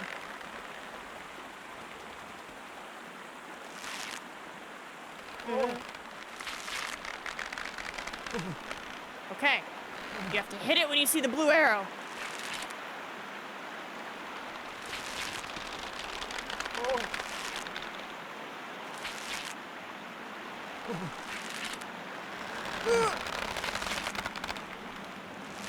Watson, come here. I have found something. So I was just tapping it whenever. I was just like, why am I not going? Why am I not taking my steps? Tap it when you see the arrow, which you only get when you're perfectly balanced in the middle, even though it didn't look like the middle for me. That was the middle for him. Are we inside the hidden temple of Mithras, Holmes?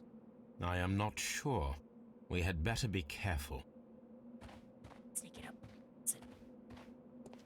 Video game logic. Who lit this? Did we light it? No. You heard of our Lord and Savior Cthulhu?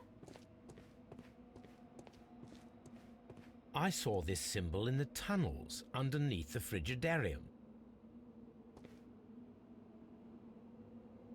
The different hierarchy thing. Tell me to Which go. way should we go, Holmes? Well, There ought to be some clues here. Let's take a look around. According to the game, we should go that way. I saw this symbol.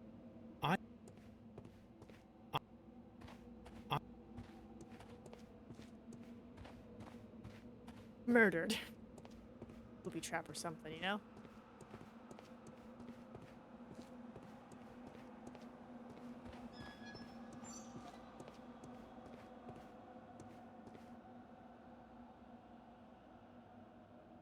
Ooh, yeah, what's the next level up? Okay, we got helmet, bug, arch. So we just did this, so now we want bridge thing. Bridge thing!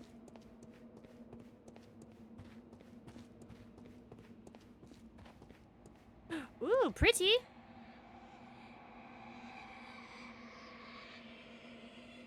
Oh, there's ghosts here.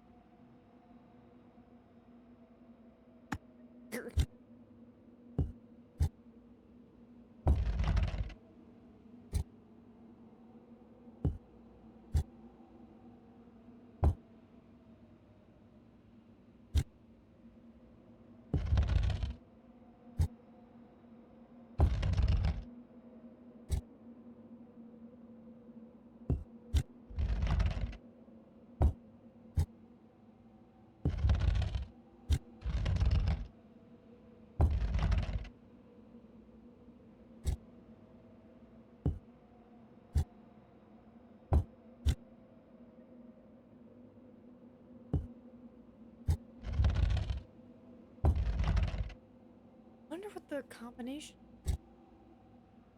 Let's see if there's any hints in the room. Ah! Yep, that's fine.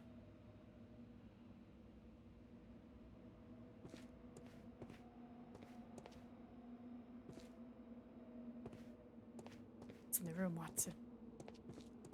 Just gotta be clever. Okay.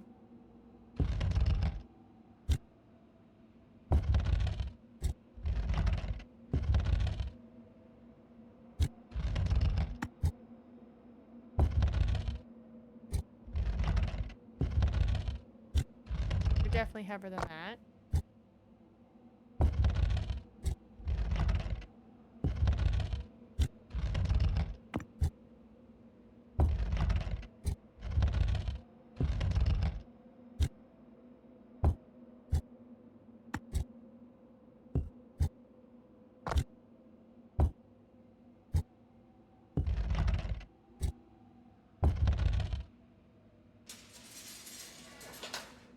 Okay, we went through the thing. So either spear, helmet, or horn.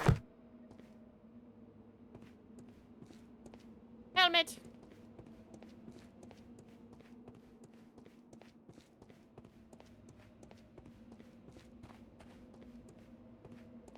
That bug. Alright, so we just did helmet. Bug!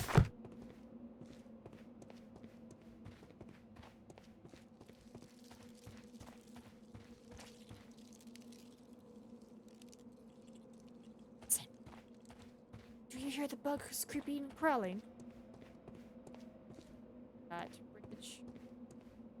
Probably this thing, right? Yeah, this thing. Honestly, the fact that they took the time to build all these hallways, because I imagine the ones where you don't go are just like dead ends. Really? You guys took the time. Alright, so we went through here. Now it's torch, Crown whip? Crown.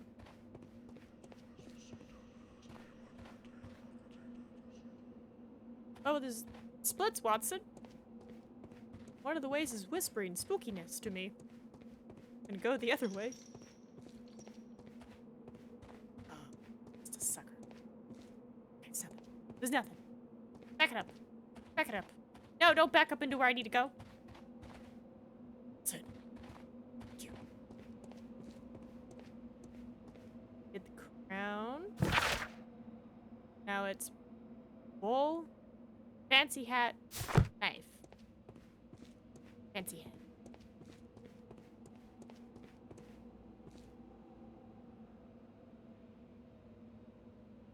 Try, Watson. If there's any symbols or anything. Okay.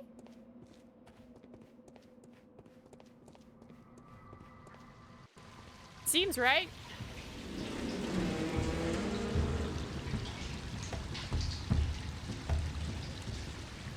What happens if I go the other way? Hope I don't die. Huh? Oh, it's just a dead end. Okay. I had to check. Alright.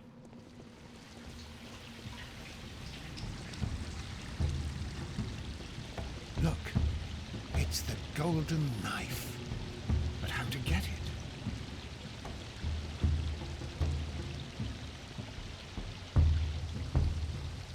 This lamp is not old. The oil is still fresh. Perhaps Sir Rodney passed by here. No, I do not think so. Remember, he went no further than the catacombs underneath the Frigidarium. The murderer left this lamp. Okay, is this the part with the 4 things? Got a lever.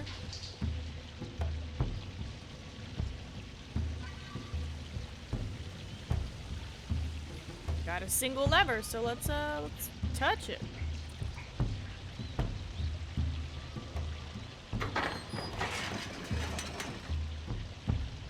Watson, I need your help.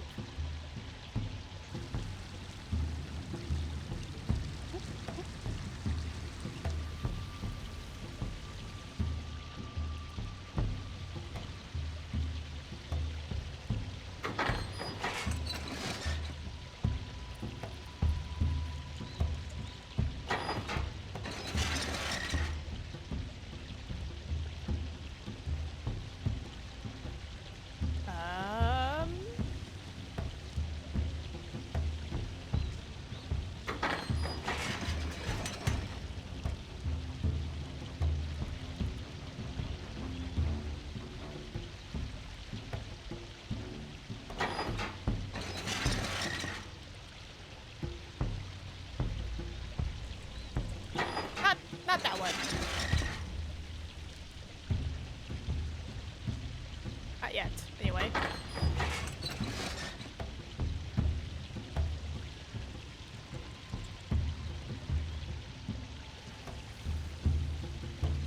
Ow. Which, by the way, what did this one do?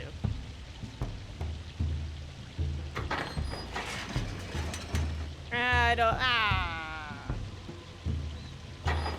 Okay. We'll come back to that.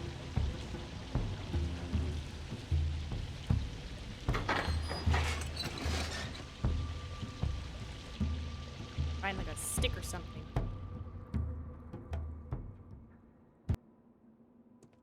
I cannot leave Holmes trapped here alone, even though he did ruin my favorite handkerchief. Watson. At least we know how to get out of here. Hello. This mechanism seems inactive.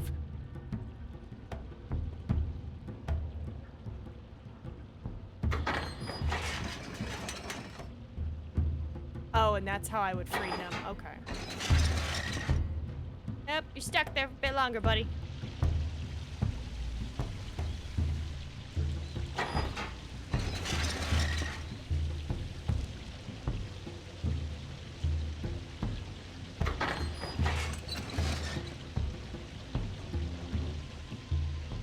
scooch in.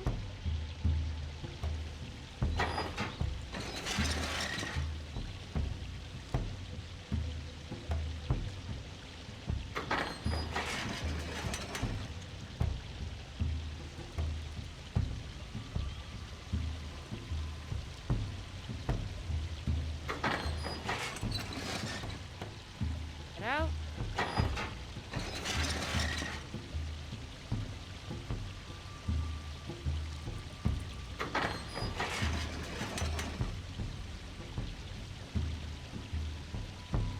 Oh, but he can't leave until I open that. 1 second. Nope, not this one. Damn it.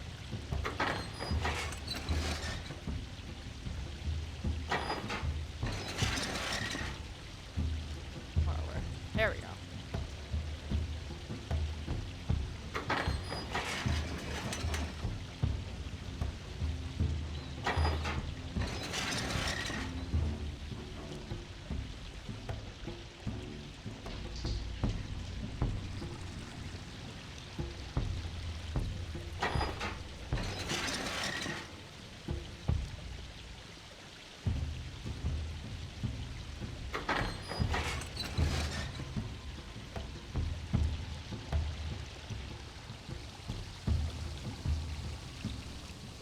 The golden knife of Mithras. A long-lost relic has resurfaced. Watson, it is time to conclude this case.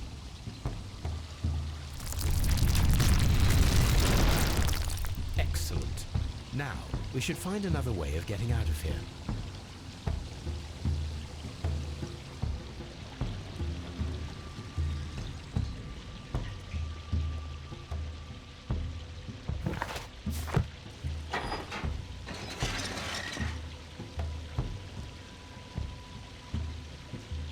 I gotta backtrack.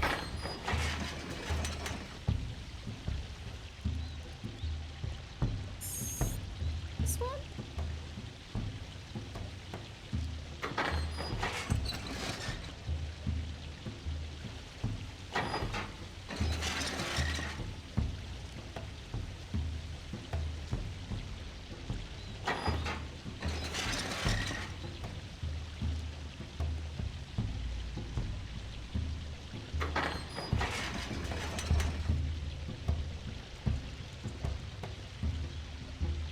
Damn it.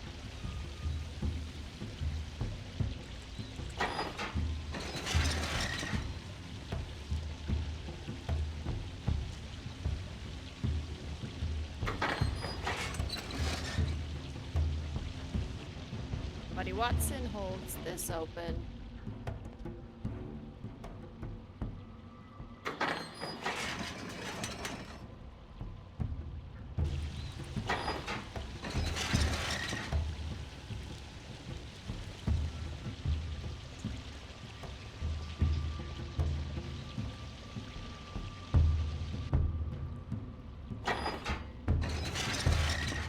I'm assuming this opens this door?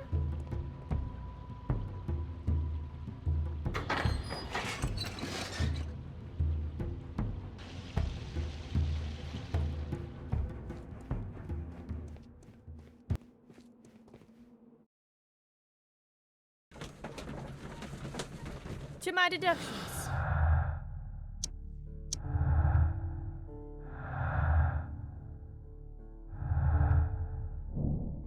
So Rodney's secret was an important discovery, a metaphorical bomb. He could use it as a powerful means of annihilating anyone who stood in his way, that he alone might take the fame and glory. That was a knife.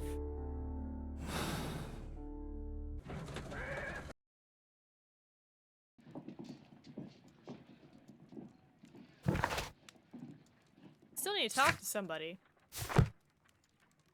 I imagine it's one of the Scotland Yard.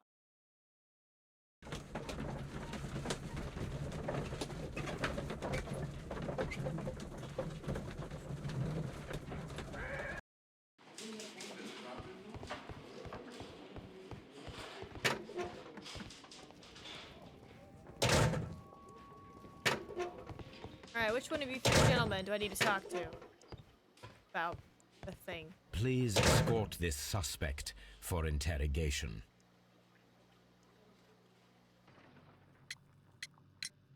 The paintings in the baths are focused on Mithras, I understand.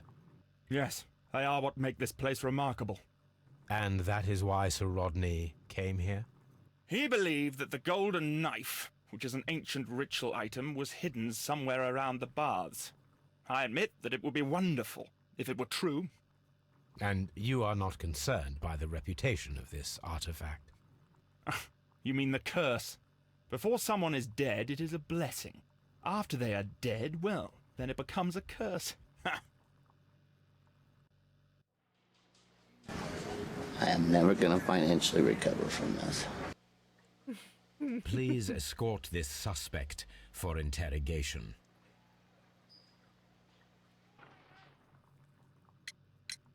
What can you tell me about Mithras?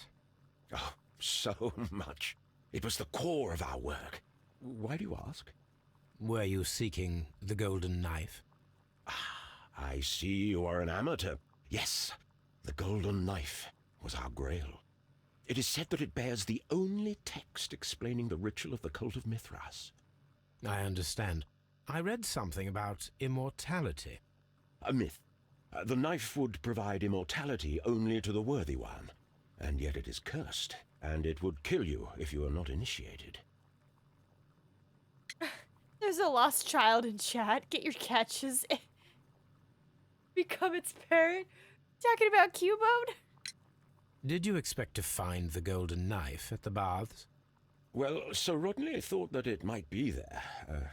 Did you observe the knife representations there? They are so extraordinary. And we had hoped that... it is a tragedy that he has passed away, taking all of his secrets with him. As soon as I've been released, I will continue Sir Rodney's researches in his memory. Suspicious. The child is still lost. Yep, no one was able to catch him. He is still lost. He wanders, crying for his dead mama. Please escort this suspect for interrogation. Hey, buddy. Perhaps you could explain the cult of Mithras to me. No, there is nothing to say. We are not the worthy ones. But Sir Rodney believed that he was? He was wrong. I have visions. The golden knife, the mummy. Oh, it's all my fault. Calm down, Mr. Garrow. Okay.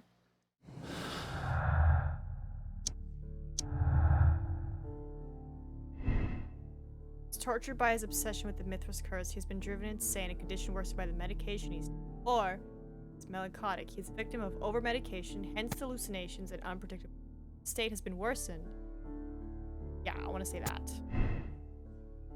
Oh! Ooh. Okay, so that does not align.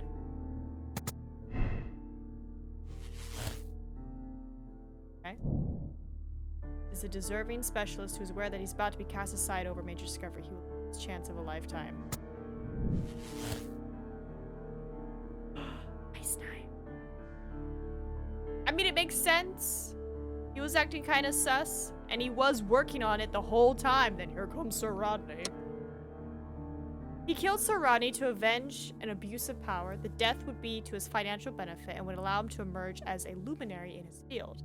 He used an ice-made reproduction of the golden knife of Whitmore knew Bencliffe's intention to take all the credit for the discovery of the golden knife. He devised a cunning plan to eliminate Bencliffe, and for this he deserves the rope. Oh my god. Or he devoted his life to discovering the golden knife, and the credit was about to be stolen by Bencliffe. If he had been given the opportunity to claim ownership of his discovery, he would not have killed Bencliffe. Oh, yeah, definitely. Yeah. Yeah. Let's see if I'm right. Hey. Mr. Holmes, what happened? This. Is that the golden knife? How? I also like to dig, you see, Mr. Blinkhorn. One never knows what one might find. Occasionally, remarkable rarities, such as this. The thrill of the discovery, and one's own enhanced reputation. Wouldn't you agree? Well, Are you suggesting that... I am not suggesting anything. I know. You found the knife. You are an intelligent man. The ghost knife shall remain one of the most ingenious constructions I have seen in my career, I do assure you. I don't understand. Yes, you do. I am praising your performance. Your perfect murder. What? Wait, are you accusing me of murder? No, I deny it. Mr. Blinkhorn, it is no use to deny it. I know the truth. You had no choice. Because it was you who found the golden knife. And therefore, you had to be the murderer. I'm wrong. Sir Rodney was determined to receive all the credit for the find, when in fact it was your work. He would have crushed you to be sure that you could never tell the truth. But I uphold the truth, and I will tell it. What do you mean? That you will save me? What I mean is that you deserve a second chance. I shall be following your career with the keenest interest, Mr. Blinkhorn. Farewell. So was I right or was I wrong?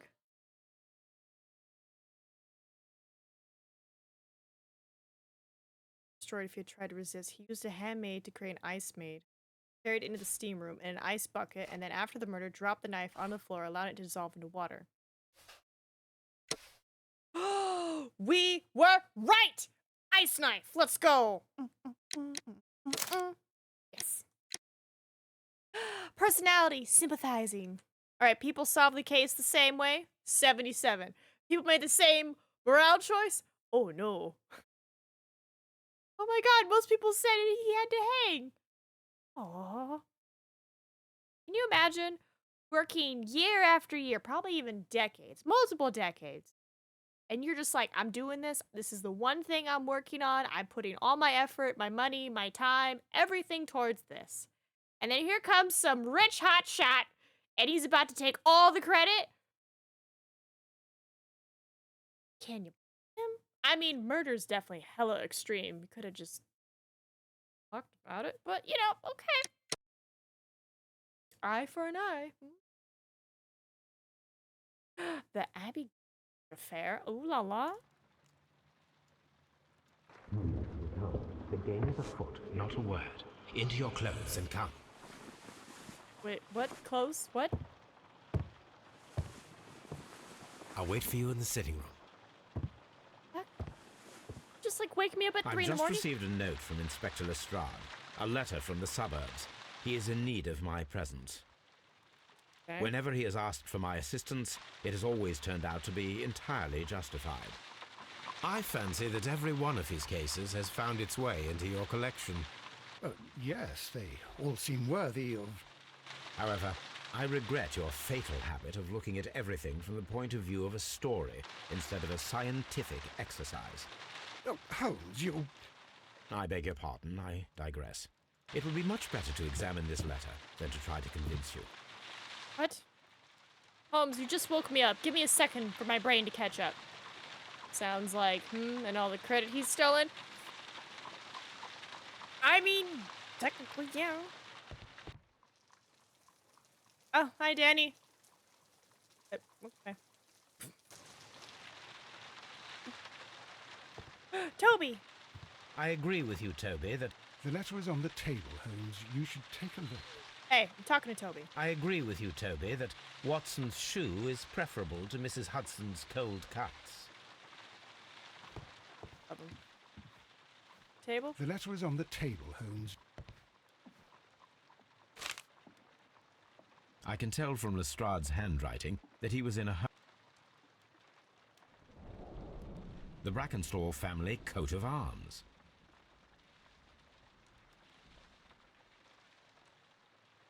A wax seal with the monogram E.B.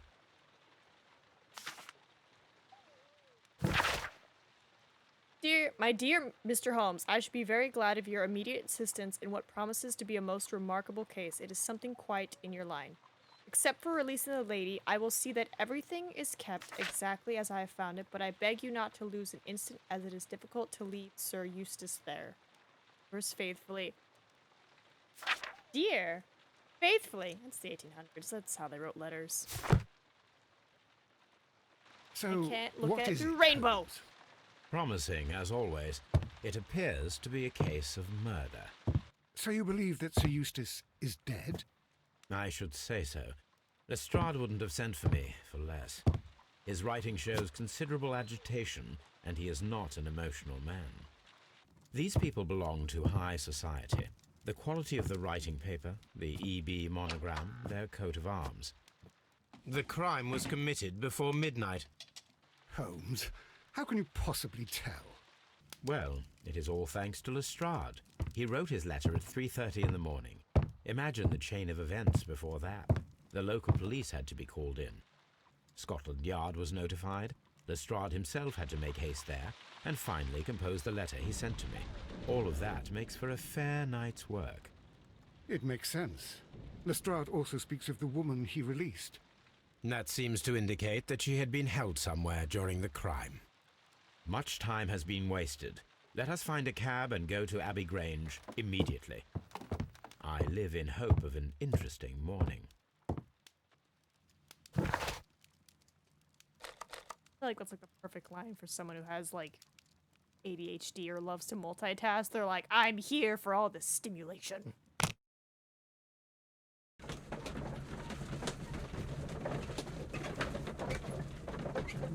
Alright, so that first case took about 2 hours. That's not too bad. Ah, Mr. Holmes and Dr. Watson, here you are. I'm very glad that you have come, but perhaps I should not have troubled you after all. And why is that? Lady Brackenstall has come to her senses, and she has given so clear an account of the affair that there is not much left for us to do. You remember that Lewisham gang of burglars? What, the three Randalls? Exactly. The father and two sons. It's their work. They stole a silver service, which is of great value. Sir Eustace Brackenstall is dead, then? Yes. His head was knocked in with his own poker. A violent act of aggression. Yes, the poor lady. She has had a most dreadful experience. She was assaulted and tied to a chair. But I think that you would best see her and hear her account of the facts. She's in the morning room with her maid, Teresa Wright. Where is the body of the deceased? In the dining room. We haven't touched anything. All right, I'm going to examine it. Very good, Watson. The morning room for? Is that where you just sit and chat in the morning? Sir Warthen Brackenstall. Lord Ramsay Brackenstall. Lady Brackenstall away. Yeah, I'm looking at stuff. Lord George Brackenstall.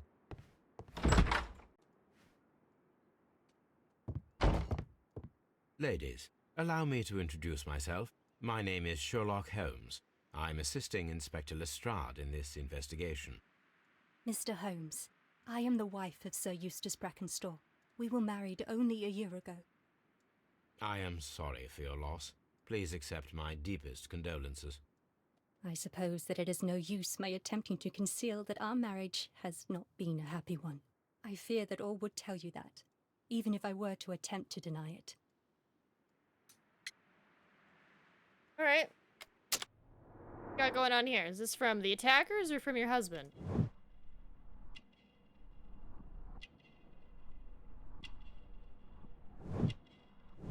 Roach, kangaroo, and emu. Right, Australian. Dress.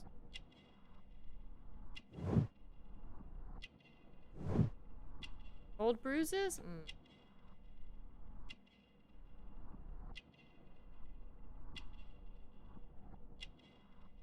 It's a good thing he's dead. Cheeks. So. You mentioned that your marriage was not a happy one. Was there anything specific that was troubling you? He was not a nice man when he was drunk, and he suffered from dark moods, but nothing else. Yeah, old bruises. The bruises on your hands are at least 1 week old. Your husband caused those bruises? Oh, do you? Yes, he did. He was very angry at the time. Out of control. Again. Sir Eustace was a drunkard. To be tied to such a man for life is worse than death. Can you describe to me the events of yesterday evening? Is it really necessary? I have already told Inspector Lestrade all that happened. Yes, madam, it is. I will tell you then. Sir Eustace retired about 10:30. I sat in this room until after 11, absorbed in a book. Before I went upstairs, I entered the dining room to fetch a candle and... oh God. Please, go on. As I approached the French window, I found myself face to face with an elderly, broad-shouldered man who had just stepped into the room. Close behind the first man, I saw 2 others. One of them struck me a savage blow with his fist and felled me unconscious to the ground. And then? When I came to myself, I found that they had secured me tightly to a dining room chair. It was at that instant my unfortunate husband entered the room. He fought with the intruders? Yes, I think he had heard them, for he was holding his stick. But they were 3, and he eventually succumbed. One of them, the elder one, struck him a terrible blow with the poker. I fainted once more. When I opened my eyes, they had withdrawn. Then my brave Teresa came to my assistance.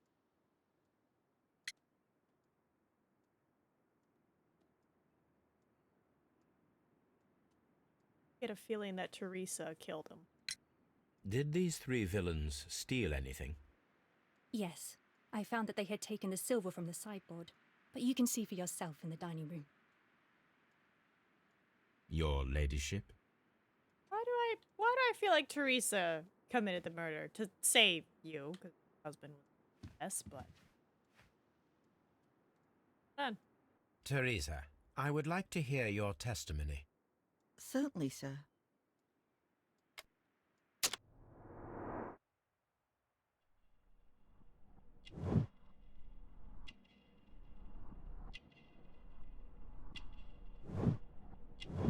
Beef vinegar smell. Coffee stain.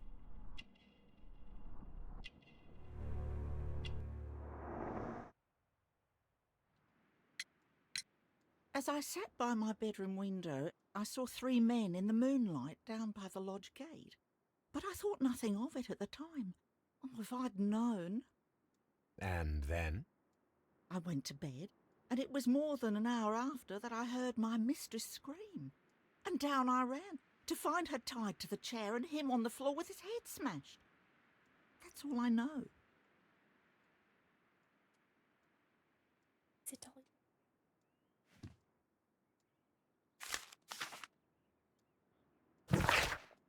Family business booming. The Randall gang is back on the street. Less than a fortnight ago, this infamous family of burglars, the Randalls as they are known, made their reappearance by the way of brutal but successful intrusion into one of the wealthier homes in Sydneyham. The police are already on their trail. However, the details of the crime are being kept confidential, including that of the name of the victim. A witness was able to provide a precise description of all 3 men, and this will surely meet the profiles of family delinquents about the highly dangerous band, and to provide full descriptions. Been in business for some considerable time, being a family of 3, father and Jack. Gray-haired, well of average height and build, being the mastermind behind the burglaries. He retains control over his sons, both of whom are close in age, very different in appearance. Randall's tall and broad, with a small, disproportionate head. The younger brother is somewhat weaker constitution and is skinny as a rake. Gang is wanted not only for their frequent thefts and break-ins, but for the exceptionally brutal pirate career they enjoyed before returning to England. Be alert and may your valuables stay safe. And hi, Blondie. Get out of me. I just felt your face go into my hand. I was like, huh?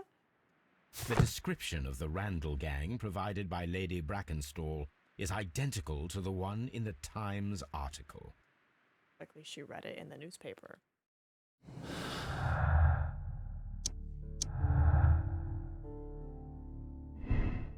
Robberies faked in the whole story, invented in order to blame on the Randalls. Match, I'm gonna say. I don't know why, I just got like an inkling from Teresa. Alright, thank you, Blondie. These scratches are most definitely made by the picture frame. This is Sir Eustace's safe. There may be something important inside. I must ask Lady Brackenstall to open it. Madam.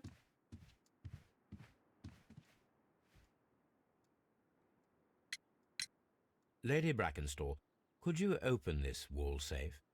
No, it is my husband's safe. I do not know the combination. We have to open it. Your ladyship?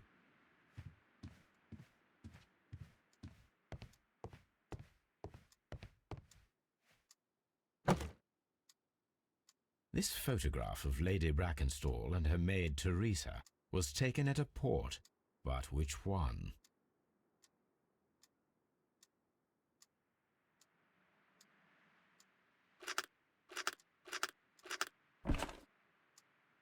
So the lady and her maid came from Australia a year and a half ago on this ship.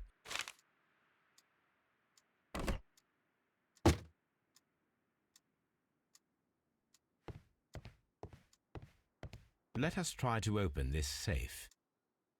This safe can be cracked. I only have to pay attention. The dial will vibrate when it is set to the correct number.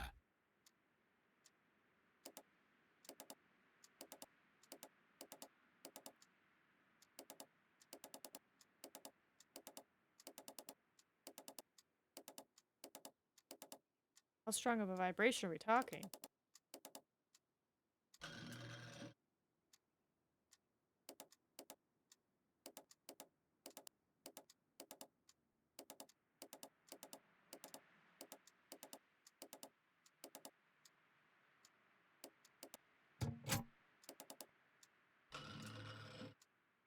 Oh, I can go backwards? Thank goodness.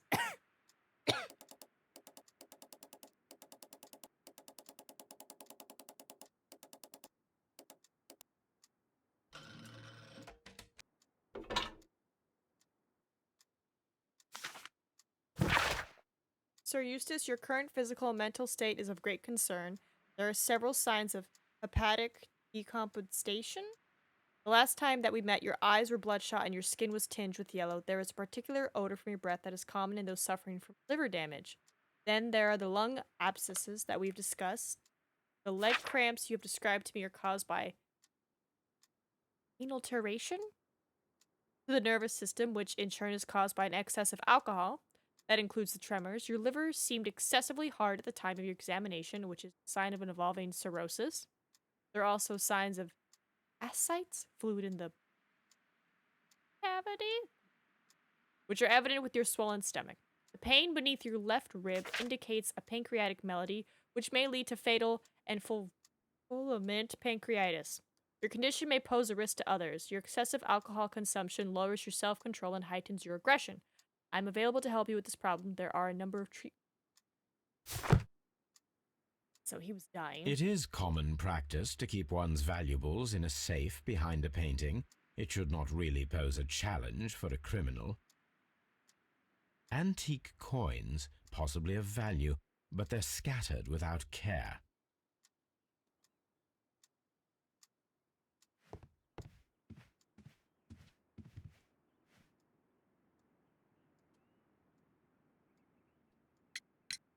Sir Eustace's doctor speaks of his violent behaviour. Yes, Sir Eustace was an extremely violent man. A detestable human being, to be more precise. It is true that he once threw a decanter at me, and all because I dared to stand up to him in defence of my mistress. Sly devil. God forgive me that I should speak of him so now that he's dead, but a devil he was, if ever one walked the earth. We met him only 18 months ago. She'd only just arrived in London. Yes, it was her first voyage. She'd never been from home before. Wonder with his title and his money and his false London ways. If she made a mistake, she has paid for it, if ever a woman did. She doesn't have any friends here, so it was specially hard for her.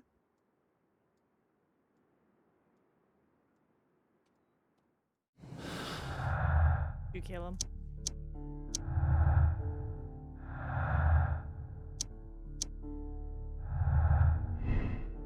married Sir Eustace shortly after arriving and remained at home during that time. There is little possibility that she remained with anyone, or I feel like she didn't anybody. Unless we're thinking a mysterious sailor killed him. Now. Oh, what a horrible thing. Thank you. What's up, Strahd? What do you know about Sir Eustace, Inspector? What was his reputation? A charming man when sober, but an absolute demon when he was drunk. In such moments he was apparently capable of anything. Why, once he splashed fuel on Lady Brackenstall's dog and set it alight. Another day he threw a decanter of wine at Miss Wright's head. The alcohol seemed to madden him. To the point that we were forced to intervene several times to avoid a scandal. Did what? Lit a dog on fire?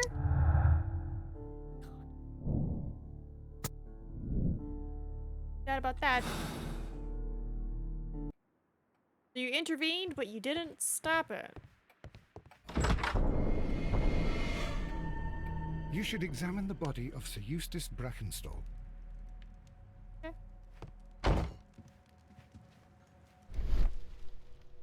Mantelpiece.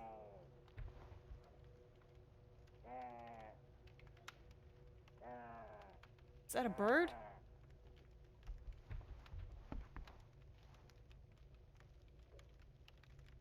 It appears that the bell rope was cut by someone taller than me.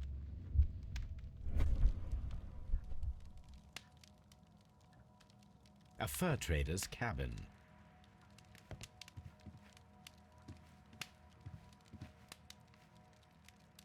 Sailor's knots. That's interesting. This rope was handled by the murderers. We need a scent hound to follow their trail. I will take it with me. Toby. This is the chair that Lady Brackenstall was tied to.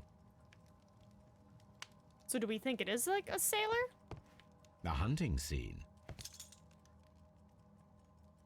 This candlestick is valuable. It is interesting that it was not also stolen. These wine bottles are expensive and mostly from France. An empty silverware box. It appears that the intruders have stolen the contents.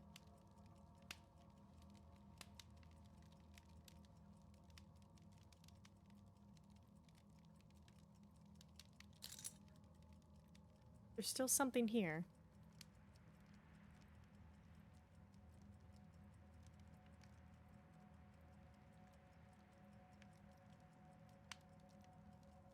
A bottle of wine is missing here. Oh. The criminals did not thoroughly ransack the house.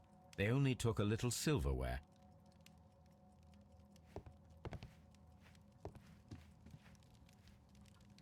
A decanter standing next to the open bottle. An inseparable pair indeed.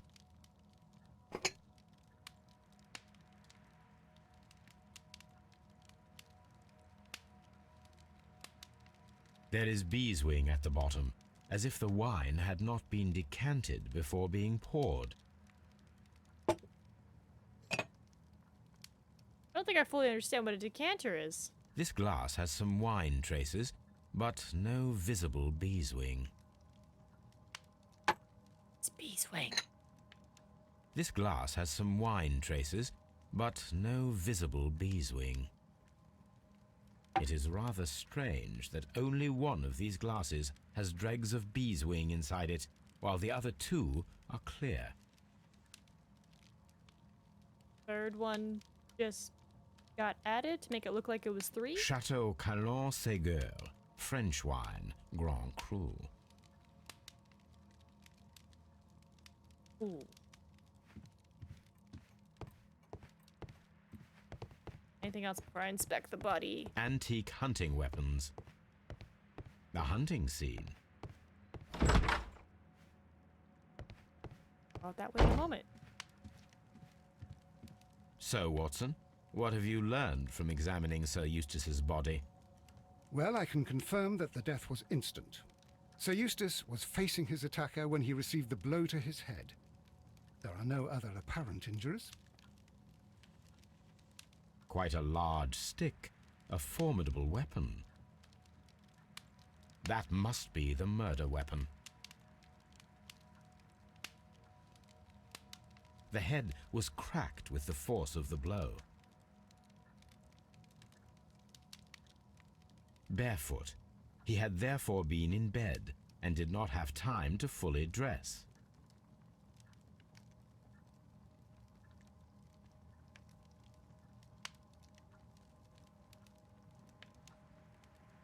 It is covered in blood.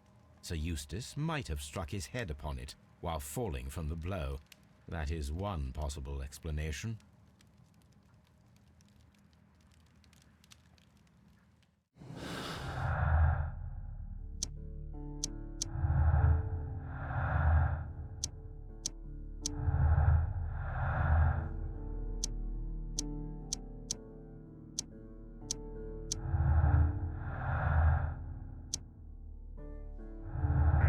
What do we got? The death of Sir Eustace could have been due to his accidentally striking his head. Could have been due to a poker blow. At the moment, I want to say poker.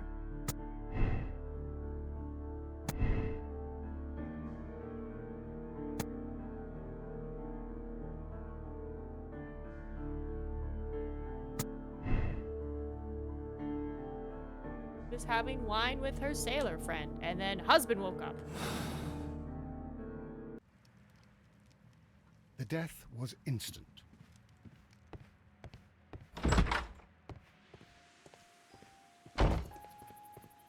Out here. Besides the giant lion head. Hello?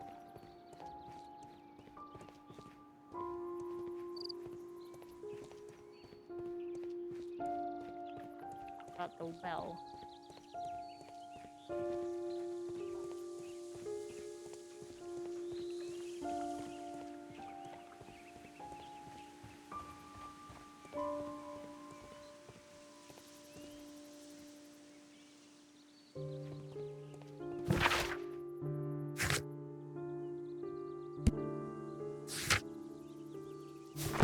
Gotta talk to somebody about the wine, so let's go back. Maybe Lestrade knows, but most likely.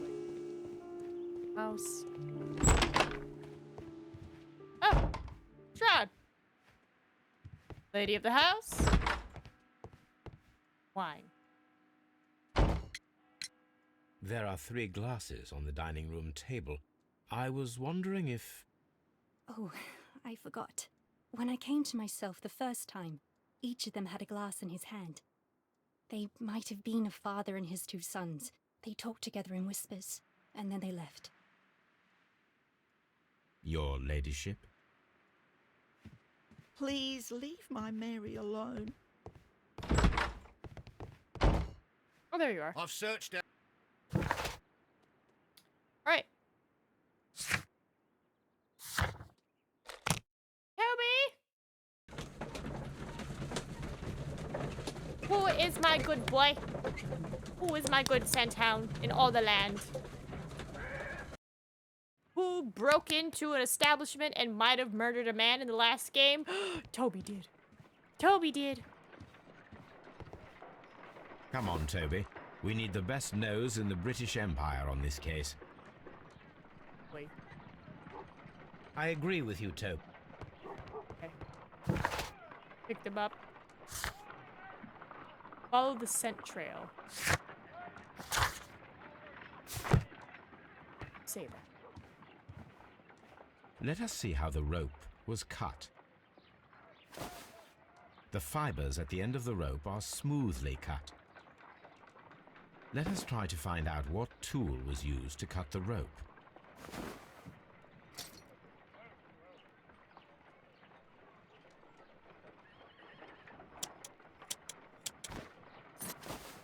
The fibers from this cut appear to be different.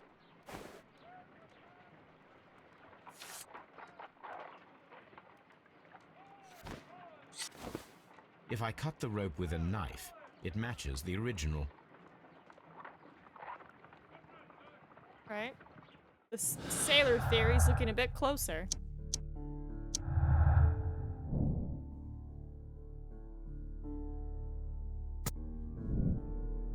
Crap. Really hoping she'd killed him. I agree with you. Alright. I have talked to Toby. How do I put him on the scent trail? Do I just back? Yeah, we just go back with him. Let's go. That precious boy.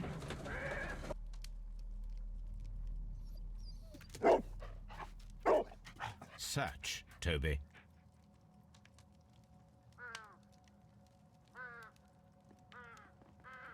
Little boy. I'm a good little boy. Sniffy, sniff, sniff. Sniff, sniff, sniff, sniff, sniff.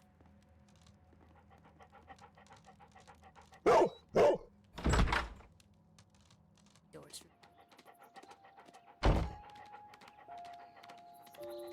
That's a little waddle. That's a little run.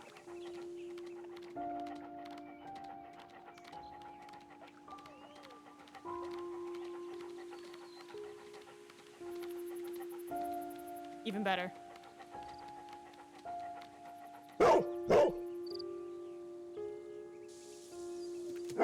The intruders entered the shed for some reason when they were making off with the silverware. Is this why Sherlock got a dog? Because he was tired of sniffing people. He's like, I'm gonna leave it up to the experts.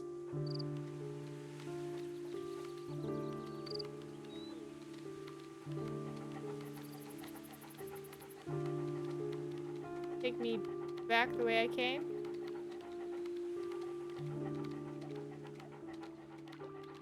Yeah, seems to take me back the way I came. Right, and you go up the... yeah.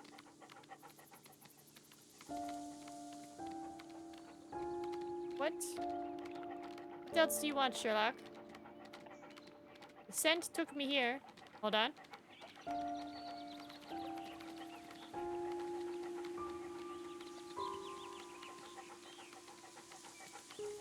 Sniff, sniff.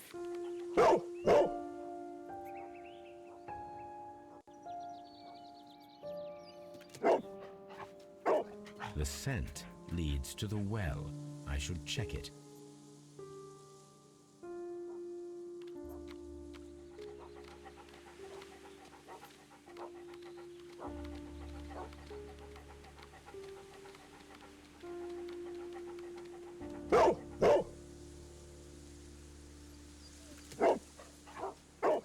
The intruder's trail is lost behind this wall.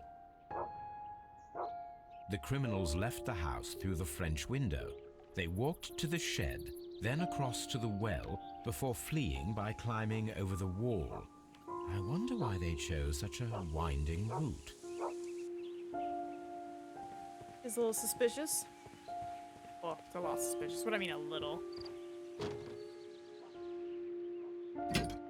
This hook might be useful. Bags of seed. Some empty bags were recently moved. Bag? Small gardening tools. Nothing of great. This old suitcase sounds hollow. It must be empty. Okay.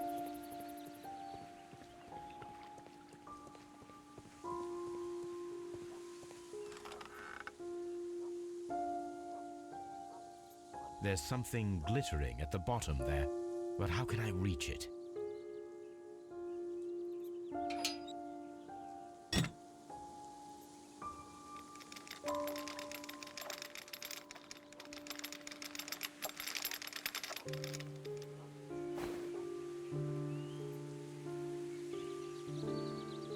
Silverware. This is hardly a coincidence. The Brackenstall coat of arms. It appears that we have found the stolen silverware.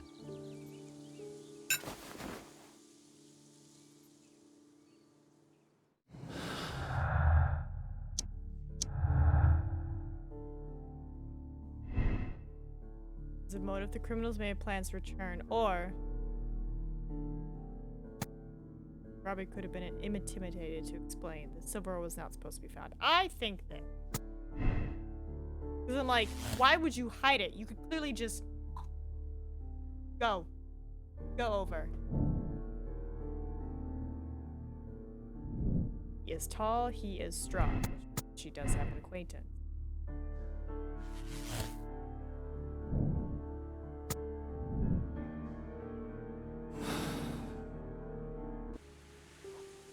Right, like, if you know you have a clear path to escape, why would you just not take it with you? Why would you risk coming back? Search for possible sailor subject. Talk to somebody.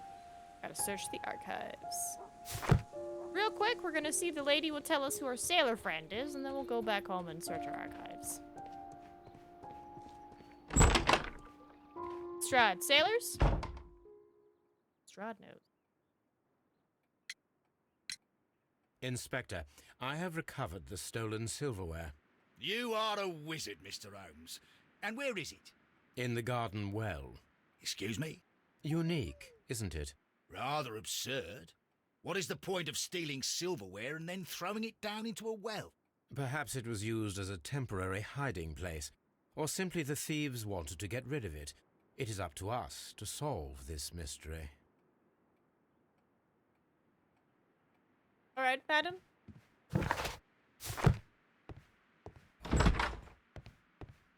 Hello. We found your silverware, Lady Brackenstall. It had not been taken very far. Is that true? I am very thankful to you, Mr. Holmes. Your ladyship?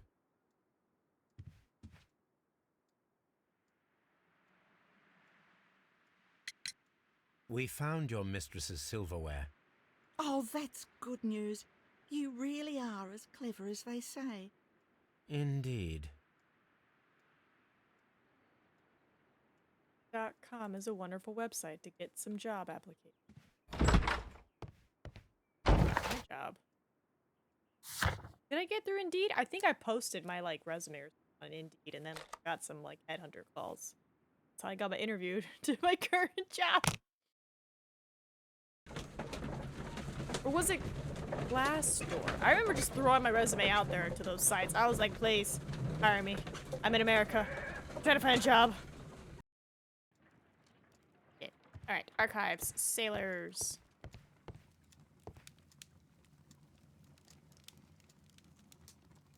Cyclopedia. There's anything for 1893. Ooh. Arrival of the Rock of Gibraltar. A ship returned. A bulk carrier from the Adelaide, Southampton, London line. Has returned from a 6-month voyage through India, New Zealand, and Australia. Ship brought to England Miss Mary Fraser, the heiress of the Fraser family, owning land and tin mines in Australia. This reportedly beautiful young lady is presently engaged to Sir Eustace Bracknell, one of the wealthiest gentlemen in... Here it is. Alright. Task for Wiggins. Wiggins. The shipping company, the Adelaide, Southampton, London line, and its address.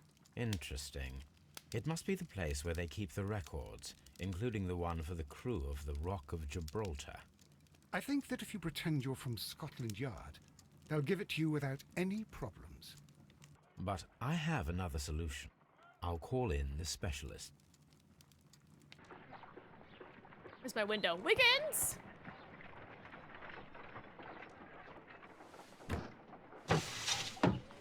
Wiggins, could you come upstairs, please?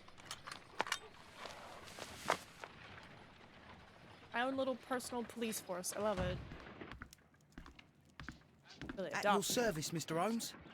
I need a register, my young friend. If you could borrow it, there will be half a guinea for every one of you.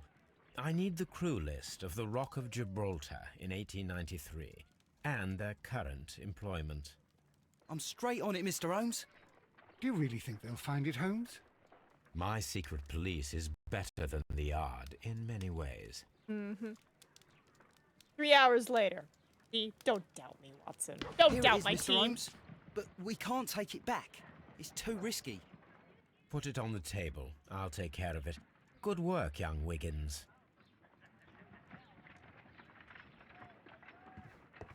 I left it right on the table for you, sir.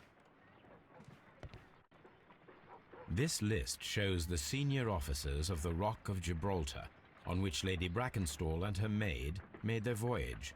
Lady Brackenstall does not know anyone in England. This must mean that someone on this list is our mysterious visitor. And these are the lists of the senior officers of the Adelaide, Southampton, London Line ships. Let us find out who was in London upon November the 7th. That's the 12. 3. May. March. Okay, alright. 94. It's 95. 95.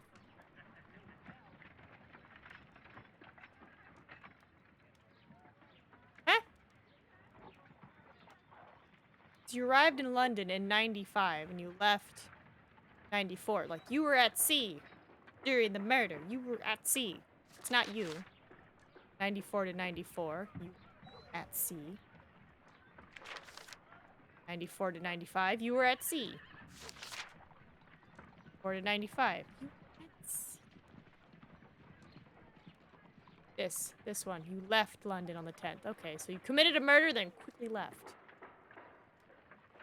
This list shows Mr. Jack Crocker was in London upon the date of the crime, and he is due to depart in 2 days. That's... Hold on. Jack Crocker, Duncan, Peter, there's no Peter, Neil, George, Frank, Murdoch, no Murdoch. Okay, so yeah, it's... This list... Wait, there's more?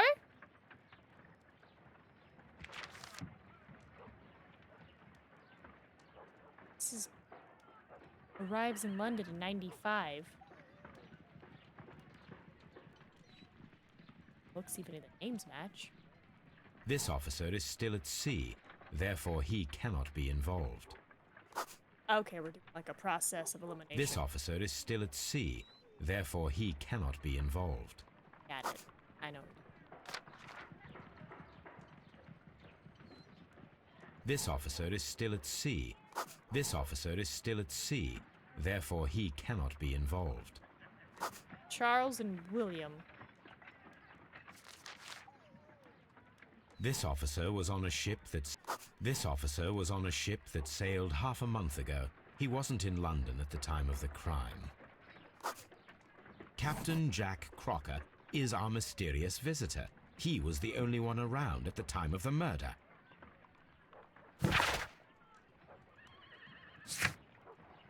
Call Crocker to confront him? Like, call him? This Crocker, do you think... It would be interesting to meet him. Our young friend should be able to find him. Wiggins! Yeah, boy? Wiggins, could you find a way to bring this Captain Crocker here to us? Here? Holmes, that could be dangerous. No problem, Mr. Holmes. Sometime later. Mr. Holmes, I was informed that you were looking for me, and I'd like to know why. Yes, it is important that we talk. You will soon understand why. So, before I talk to you, let me get some facts about you. You look honest. Strong build. Hands. Newspaper ink. Say. Cute. Clean boots. Okay, takes care of his appearance. And a sea knife. Sir. You are acquainted with Lady Mary Brackenstall, are you not? Yes, I think I do remember her. From when I was first officer, but I still don't see... It seems your relationship went beyond that of mere passenger and first officer. How dare you? Indeed, how reckless a feeling is love, particularly if one is prepared to commit a murder in its name. Explain yourself this instant. You are aware that the murder made the headlines of the morning press. You read the newspaper report, but to your dismay, found it much fabricated. Once you learned that I wanted to see you, you came straight away. You needed to know what I had found. You... and what do you know? That evening, you were with Lady Brackenstall, despite the danger. I'm not afraid, Mr. Holmes. Besides, all of this is just guesswork. You would be right, if there was no evidence. What then? Lady Brackenstall was tied to a chair on the night of the murder. And it was you who tied her up. You call that evidence? Ah! Sailor knots. Yes, as she was tied with a sailor's knot. Your handiwork. So, it's a sailor who's done it. That proves nothing, Mr. Holmes. I'm not the only sailor in London right now. Your theory is flawed anyway. On the night of the murder, I was aboard the Sharp. I was supervising the repair of a porthole. At night? It was an emergency. There was a leak. You can ask the ship's carpenter. He can confirm. I'm sure that he can. Perfect. In that case, we have nothing more to talk about. Good evening, gentlemen. Holmes, what should we do now? Would you like to check his alibi? No. There is no doubt that these men will testify in his favor, and there will be no way to check. So, what then? So, we must work with what we have. We have all the puzzle pieces. Now I understand why you dissected the bell rope. Yes.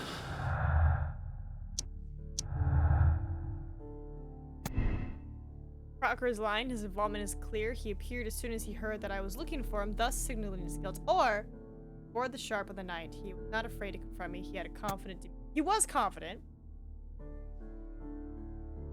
But then again, I feel like most killers are... You gotta be confident, you know? It's like, oh, I murdered a man for love. Think I'm gonna back down from you, smarty pants? Say it's him. Say it's him. Captain is the killer. Wait! Wait! What if I say it's not him?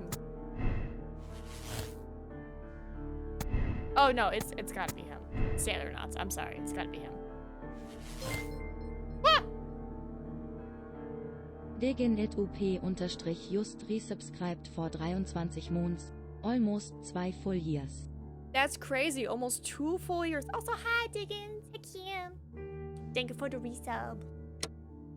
Alright, was murdered by one person who was visiting that night. The murderer is tall and agile and a high-ranking sailor. We could arrest him. You'll bring him and his accomplice to justice. Murder was committed in self-defense.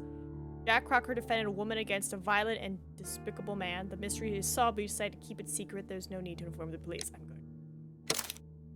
There's no reason that they need to both go to jail. I'm a nice guy. Wiggins, could you ask Mr. Crocker to come here again, please? Right away. Wow, this one only took like an hour. Oh. Barely an hour has passed.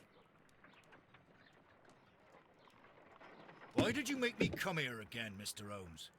It is over. I know that it was you who killed Sir Eustace Brackenstall. What? I know, because of the height at which the rope was cut.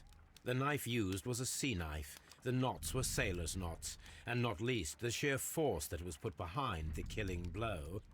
And because you are the only one who knows Lady Mary Brackenstall in London. And because you love her. It's true.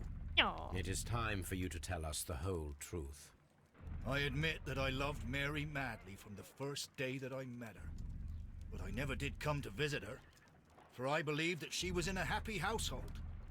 When I talked to her maid, who told me everything, I was insane with rage. I was due to set sail for 6 months away. I wanted only to see her again. But it turned into a damnable nightmare when he barged in. He dared raise his hand to her. He was not even worthy of licking her boots. Oh, I regret nothing. I admit I killed the monster out of love for her.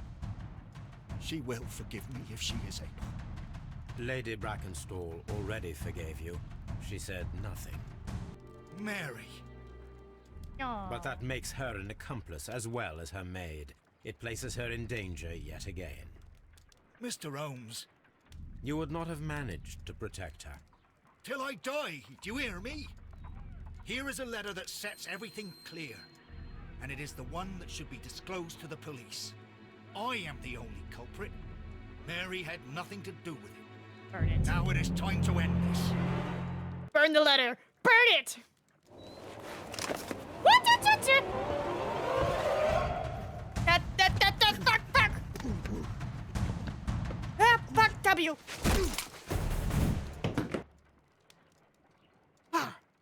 Please forgive me, Captain Crocker. I wished only to test your sincerity, and your words and deeds have far exceeded my expectations. See here, Captain Crocker, we'll do this in due form of law. You are the prisoner. Watson, you are a British jury. Captain Crocker, the evidence shows that you acted without premeditation and used reasonable force to protect an innocent victim from her husband's brutality. Your devotion pushed you to attempt to kill yourself in order to protect the one you love. Now, what say you, gentlemen of the jury? Not guilty, my lord. Vox populi, vox dei. You are acquitted, Captain Crocker. So long as the law does not find some other victim, you are safe from me. Mr. Holmes. It is a great responsibility that I take upon myself, but I will give Lestrade an excellent lead, and if he can't avail himself of it, I can do no more. Come back to your lady in a year, and may her future and yours justify us in the judgment which we have pronounced this night. Aww. Yeah, no. Inspector, I'm afraid that the murderers have escaped us. What? Do you mean to tell me that you failed? Never thought I'd live to see the day. I mentioned the murderers, not the case.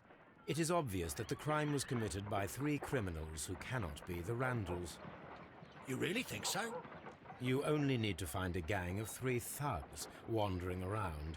I can trust you to do that. If they exist, I'll catch them. You'll find someone, I have no doubt of it. Goodbye, Inspector. God, he tried to kill himself in my freaking house. Ugh. At first I thought he was gonna like shoot me, but I was like, wait, why would he shoot me? But then I saw it like churning and I was like, oh shit. And of course the achievement's like, congratulations, you prevented him from committing suicide. And I was like,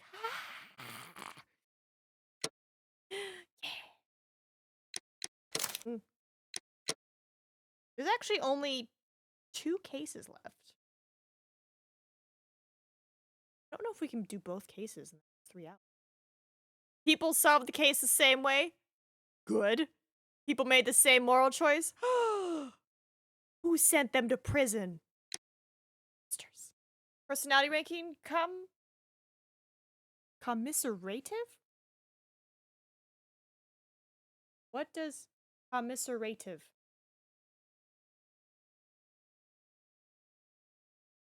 Express or feel sympathy or pity. Sympathize. I'm a human. I have emotions. God, I'm not dead inside after all. Finish. Receive 3 messages from those whom you can... Wait, what? I got messages from people I did cases with? Ah. Holmes, for heaven's sake, whatever's going on? Oh, hello, Watson. You're early. Did you kill all of your patients? What?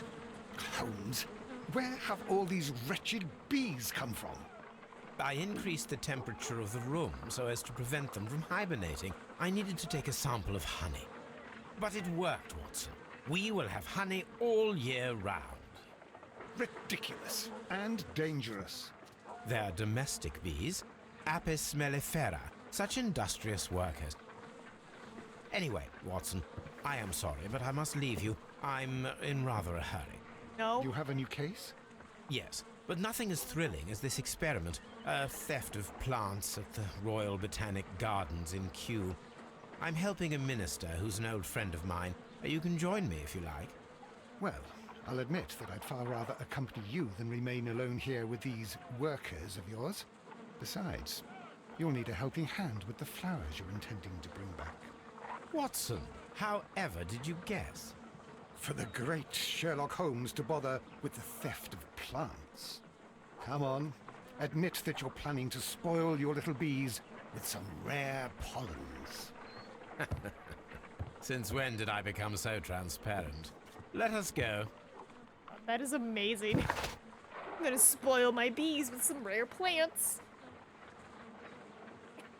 Can you imagine just having a roommate like him? Like, you just come home after a day of work and there's just literal bees in your living room and you're like, what the fudge? And he's like, I'm doing an experiment. Guess who's gonna have honey all year round? It's like, clean up the bees. And it's like, they're fine.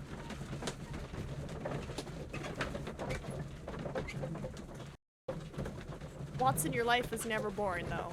You never know what you're gonna walk into. So I completed the main story in Sons of the Force in 17 in-game days. The first time was 30 days. Congratulations. Very nice. Is there, like, a record for how fast? Well, Holmes, here we are at the Royal Botanic Gardens. There's no doubt that this place is beautiful. But are you really intent on investigating the theft of the plants? Yes, of course. Steal the fudge out of these plants, Watson. Don't touch anything else, is that clear? Just go and get a bucket of fertilizer. And without turning it over this time. Good day to you, gentlemen. How may I help you? If you are here for a visit, please do come back on Sunday. I am afraid that it cannot wait. My name is Sherlock Holmes, and this is my friend and colleague, Dr. Watson. We are investigating the theft of plants that took place here 5 days ago. A remarkable collection, I believe. So you're the one in charge, eh? A small favor for a friend. Now, to whom do I have the pleasure of speaking? I am Martin Hamish. I am the Deputy Director of Kew Gardens, and that fellow yonder is Albert. He works here. I am delighted to meet you. What can you tell us about the plants? They were rare and exceptional plants. We presented them at our last exhibition. We haven't removed the stand yet. It is still in the large glass house. We only learned of their disappearance the evening after the exhibition, and nobody saw anything. No doors were forced? No, but I would imagine that for a thief it would be fairly easy to gain entry, for there are no guards here. Well, if you don't mind, we will take a look. Now, you say that it is in the large glass house. Yes, the one just behind me. Just a second, since Albert has nothing else to do. Albert, show these gentlemen where the exhibition was held. How many people work here? Only myself, but occasionally 2 students, Albert, whom you have met, and Miss White.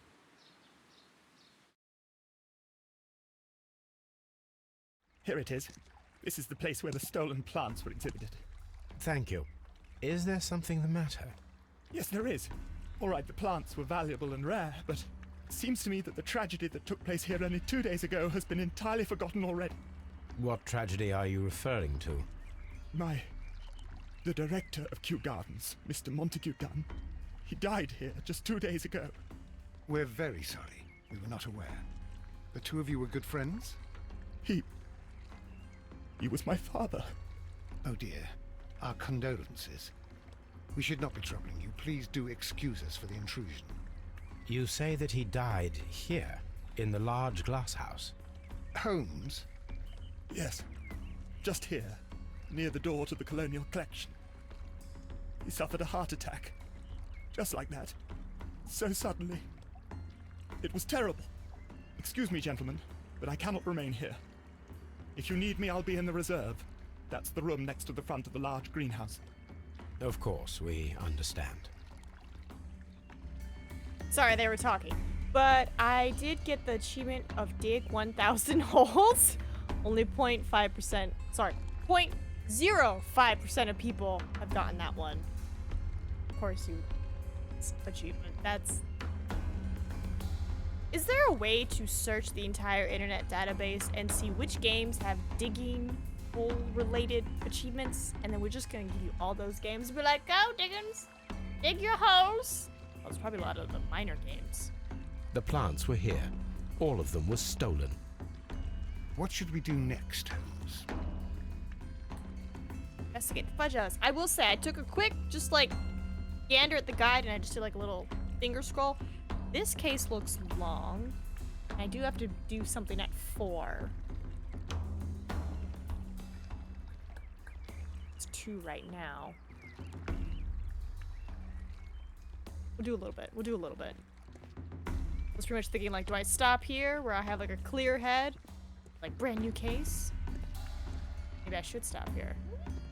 According to Albert, this is where his father, Montague Dunn, was found dead. The traces are thinner in some places. These boot marks are fresh. It appears as though someone was dragging their feet. The footprints reveal that someone staggered here. Wholeachievements.com. That's a joke link, by the way. It doesn't work. I would hope, because, like, what if you accidentally do click it and it takes you sinister? Soil. It should have come from a flower pot. The soil on the side of this flower shelf is the same as that on the ground. I clicked it, nothing. Well, that's just the .com, right? What about, like, .net, .org? Or even just the random custom .something? Fragments.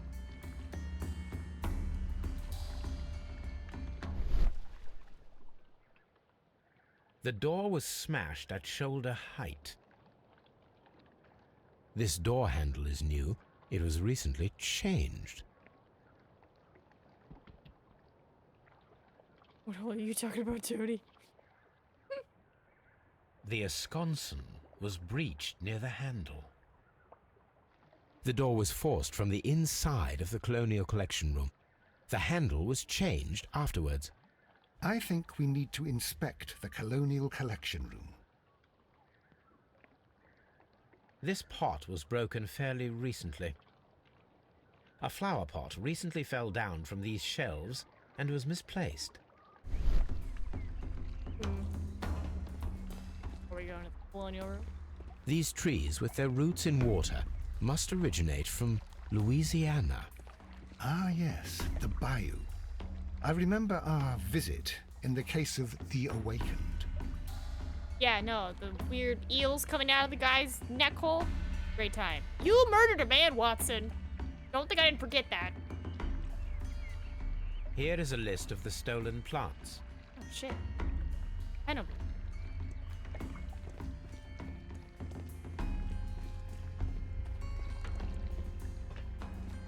Very strange.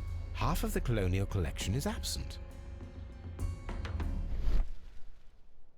Fudge? The smell is strong. It is a detergent.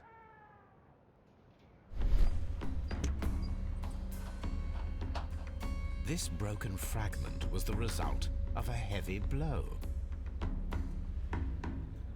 A fragment of marble, most likely chipped from a statue or sculpture.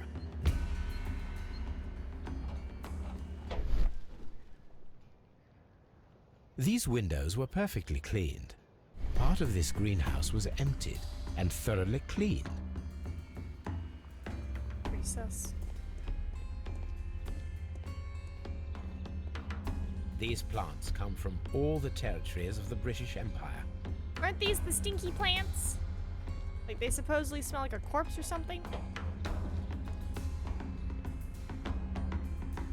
According to this, they have light and moisture control in some parts of the building.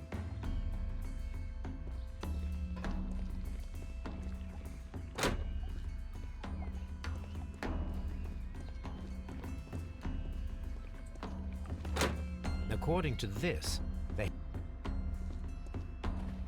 dry tropics.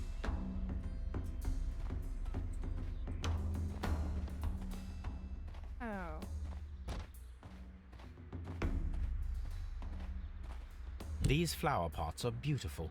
They are intended to be used for exhibition purposes. The symbol is not from Kew Gardens.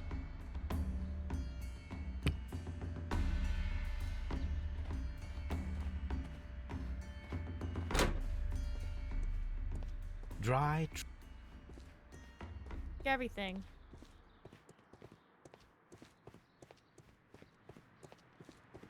I was about to say, I was like, how There big is a this smell place? of burning. Hello? What happened here? Fireplace. Broke pot. Is it the colonial painting? The symbol is not from Kew Gardens. The remains of a picture frame. It's mask. A protective mask. Someone set it alight, but it did not burn. The plants were set alight fairly recently. Some have not completely burned. There's burn a Venus flytrap. A door handle? Why would anyone throw such a thing in the fire? The door handle to the colonial collection and that of the fireplace are made of the same material. A broom handle was half burned. What?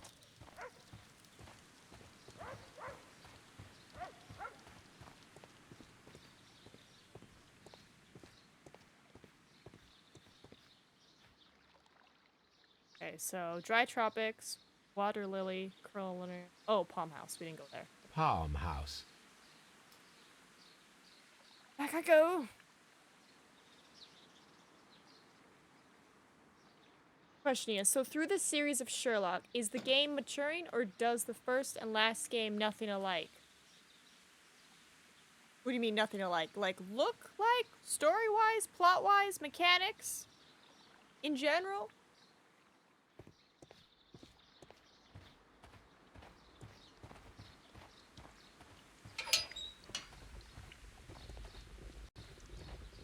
In general, I would say so. I mean, they incorporated 3 different modes of, play. And, Watson has his walking AI. The puzzles are different. The fact that they can let me skip some puzzles is great.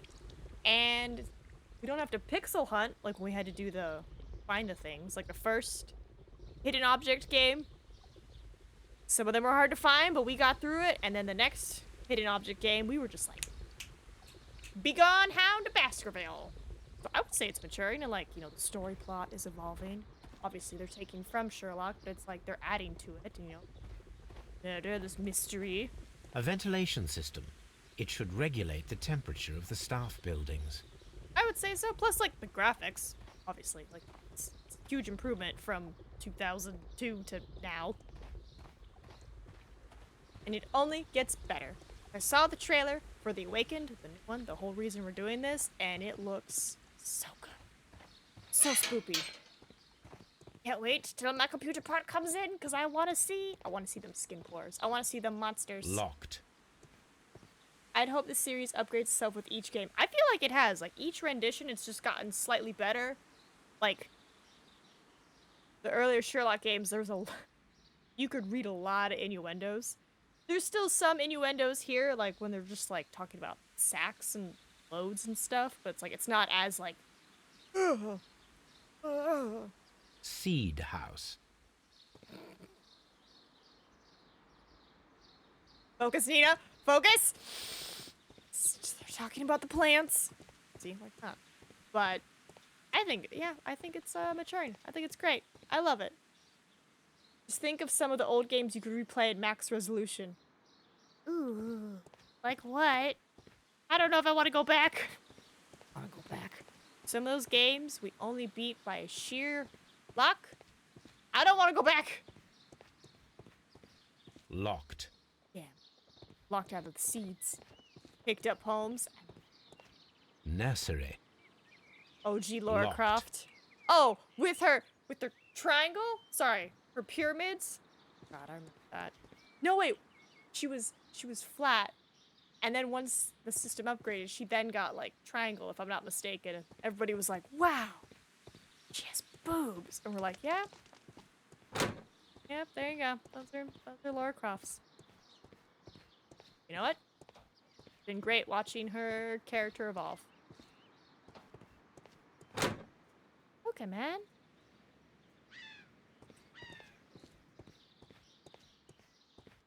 Get to the...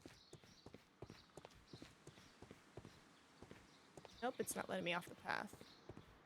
Locked. So, you know, I tried to send you a game on 30 last night and it wouldn't let me because of your region. Is there a way to check which games are friendly between our regions? I know I can send you Locked. games. No problem. Shoot, I sent Tony a game yesterday. Perfect Dark and Max. Perfect Dark. I don't remember that one. Steam just doesn't like me. Locked. Apparently. Tony, you've sent me games.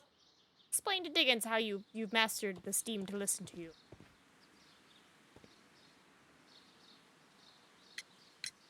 Albert told us about the tragic death of Mr. Dunn, the late director of Kew Gardens. Tragic indeed. His heart attack was quite unexpected. Check it out. You don't seem too broken up that he's dead, so I think you killed him. Expensive glasses. Color.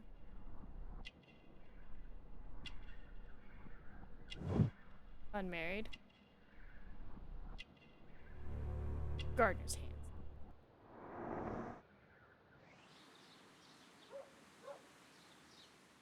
Ooh, maybe that's it. Maybe it's just a weird timing of like how large of a price difference. So I guess that means you could probably only send for cheap games. Like if it's $1 in America, it's probably $1 in Canadian.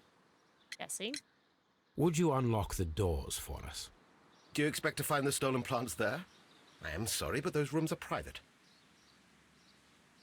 Thank you, Mr. Hamish. We shall continue our investigation. Yeah, I think he had something to do with this. Acting hella sus. I've tried it when games have been on sale or not on sale.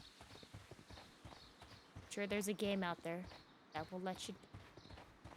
Somebody must have made a system or, like, a way to check if it's viable. Like, how big of a price point difference? You know, like, what's Can I help you, gentlemen? In a moment, sir. Figure out why Steam doesn't like my Canadian friends. They won't even let you do a gift card? Maybe with a VPN? VPN! Plenty of them out there. A task list for Albert, compiled by Martin Hamish. Sweep out the palm house, scrub the toilets, clean the storage shed tools.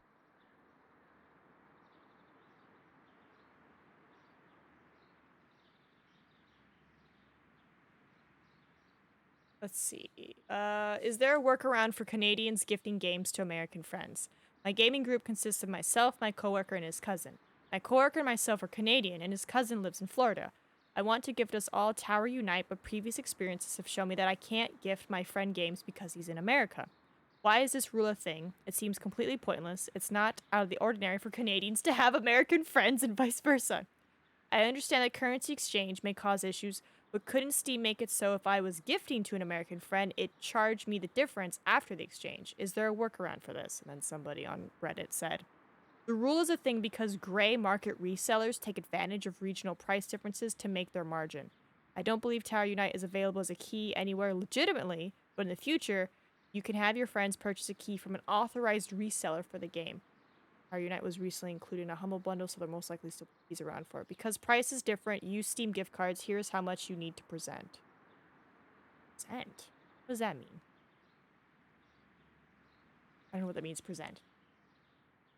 But if you bought a Steam gift card here, guessing the amount who you give it to would only get the CDN amount and not dollar for dollar. It used to do that. If I gifted the game, I'd be charged the US amount, but guess they charge that. I guess so. Alright, Reddit. Well, thanks for answering that question with one post? Oh, wait, there's more. It's a thing because games are cheaper in different places. In order to prevent people abusing this, you're region locked. It's there because games are much cheaper in Canada. If it was allowed, Americans and Europeans would buy games from Canada and resell them. No, they're not. Most games are around the same price. Okay, now people are arguing. It's a little late, but why not just buy Tower Unite from the Humble Bundle and gift them the key that way? Way late to the party here, but use PayPal. That's how I've always done it. PayPal will show the currency exchange rate and show you how much they are getting their currency. You end up paying a little more because of the fees, etc. But heck, anymore, the receiver doesn't even have to pay the fee to transfer the money into their banks. Most vendors will accept PayPal as a form of payment, just authorize blah, blah, blah. Okay. I'm assuming, yeah, it's a currency thing. So. I'm guessing if there's like, what, those like 99-cent games, those wouldn't work, I'm guessing. Which, why is it region locked? Why is it that I can send it, but you can't send it? Like, find one game, Diggins, a game that you probably would enjoy, that's like $1, right? And if you can't send it to me, I'm gonna see if I can send it to you. Because then I'm gonna be like, what the fudge is going on, you know? Harm. Because I know last time I sent you that test game, but then again, that was 1 versus the 12 that you had selected. So I'm wondering if maybe it is the whole price point thing. But I used to be able to gift games and be charged in the country receiving currency. I understand that, Tony, but for some reason it's not happening with Diggins. Which is why I'm wondering if maybe back then, prices were closer. But now there's like maybe a bigger gap. Actually, what is the current exchange rate for dollar for Canadian? Exchange rate for USA and Canada? The 1 Canadian dollar is 76 cents. United States. So, be a chance that maybe back then it was like 1 Canadian is 80-some 6 cents. There.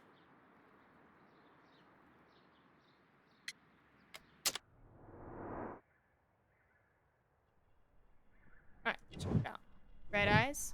Wept recently. Consumed by grief. To be fair, your dad's dead. Father's Day. Shaving cut. Oh, were you gonna shave? Oh no. He's a brand new man. Clean hands. Oh, you didn't do gardening, did you? Yeah, I have a feeling your boss has killed your dad. Do you work here? Yes, but part-time only. For I'm also studying botany at the University of London. You're following in your father's footsteps, then. That is commendable. Well, even if botany is not my strongest suit, there are people who say that I could be a good manager. Thank you, young man. We shall see you again soon. Oh, that's all I wanted from him?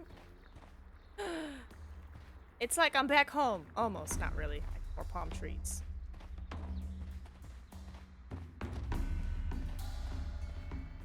Palm tree. Close.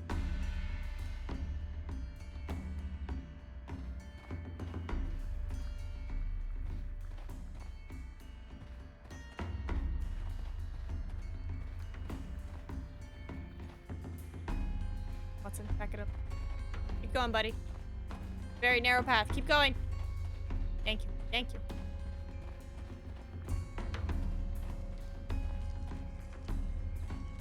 What tree is this?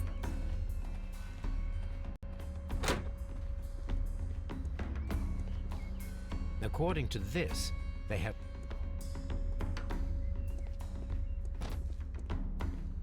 According to... Back here.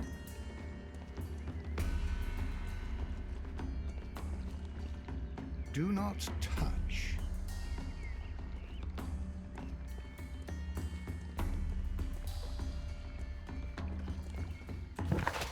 Okay. On to Metta's death. Oh, is that not here? You said he died here.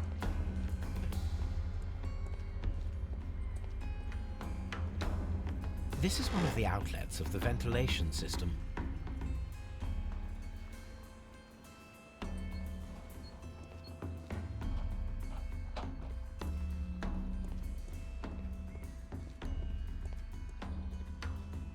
What? Oh, excuse me.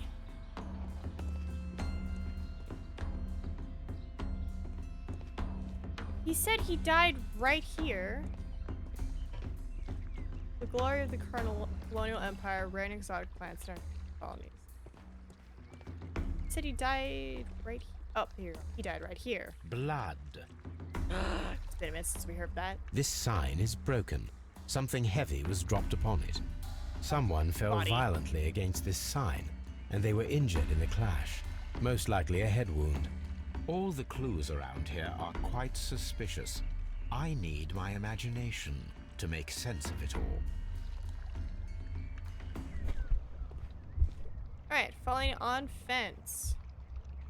Knocking over the pot. Breaking the door. Broke the door.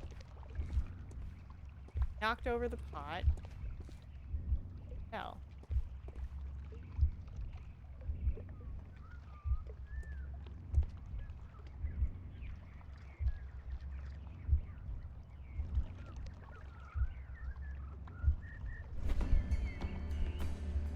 This reconstruction reveals a disturbing fact. Montague Dunn damaged the door of the Colonial Collection Room. He was in a panic, or the door was locked. Was it an accident, or a murder then, I wonder? Murder. I'm going with murder. Whatever plant was on that side of the room killed him. Death is suspicious. Why had he forced the door? Why had someone cleaned and emptied it? Was it a trap or a simple accident? Trap. And to the morgue? We gotta go to Scotland Yard? Let's go.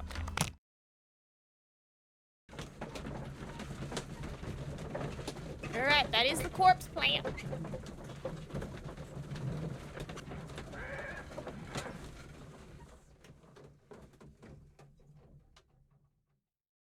Wow, tickets are already sold out for the screening.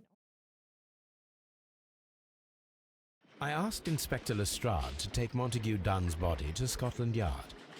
It's ready for autopsy then. No pets for Leafy Boy?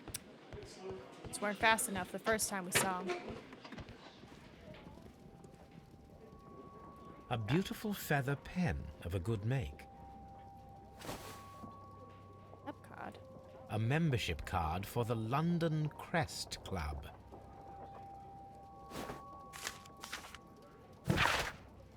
To Mr. F.W. Fay, Director of Wayne & Sons Printing Company. My friend, your posters for the great exhibition at Kew Gardens are very beautiful, but it is surely unnecessary to mention all the staff.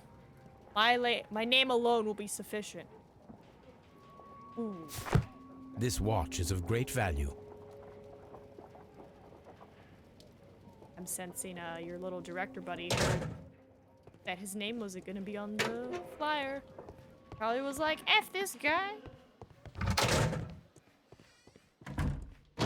Mortuary's assistant, part 2.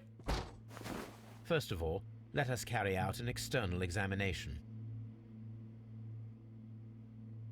That's straight up. No redness, stings, or bruises. Nothing suspicious here. There are no suspicious marks upon the chest.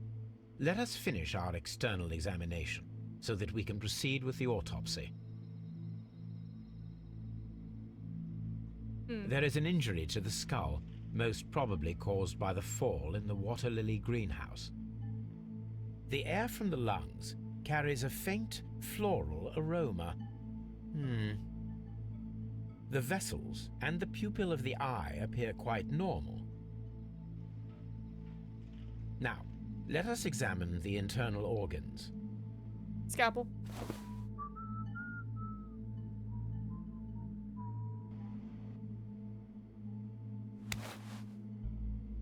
The heart's blood vessels show no pathological signs. The heart tissue shows no visible pathological signs.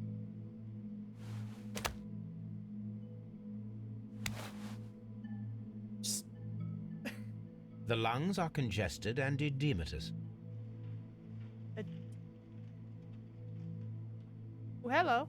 The tissue on the inferior lobe of the right lung is damaged. most probably caused by toxins from an unknown plant.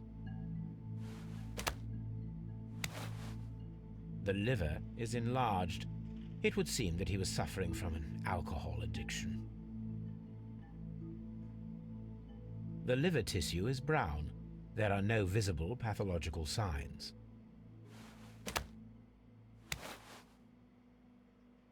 The stomach tissues show no visible pathological signs. There is a small amount of content. It appears that he breakfasted lightly, only a short while before his death. Tell me, Mountain Dew and snacks. My suspicions have been substantiated. Montague Dunn, the director of Kew Gardens, died from poisoning. Plant poisoning, to be more exact. You mean... Yes, it is murder. We should inform Lestrade. Yes, but do remember, Watson, that I discovered the murder. The challenge is mine. The challenge, Holmes? We need to locate that deadly plant. Such a perfect murder appeals to me. Murder of any kind appeals to you. Is that all we need to do? No. We also have the people working at Kew Gardens. Martin Hamish and the son of the victim, Albert Dunn. And also Miss White, of whom we spoke with Mr. Hamish. Should we bring them all here for interrogation? No. A few innocuous questions at Kew will suffice, as well as a discreet delve into their personal affairs. Yes, Watson, it is time now to open the doors. Even those in the staff building? I suppose that is necessary. We should also be concerned with the victim himself. After all, we don't know very much about Montague Dunn. You're enjoying this already, aren't you? More than a little. Oh, Holmes. Yeah, so somebody tried to trap him and poison him. Most likely with the ventilation system.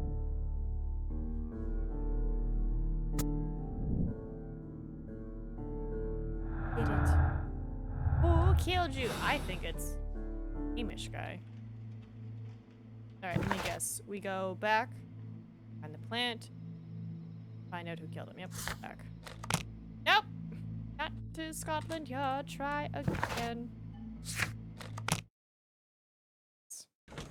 No worries, digging. AFK away. You got to let me know, though, which game? I have no problem testing out this crazy theory of discrepancy.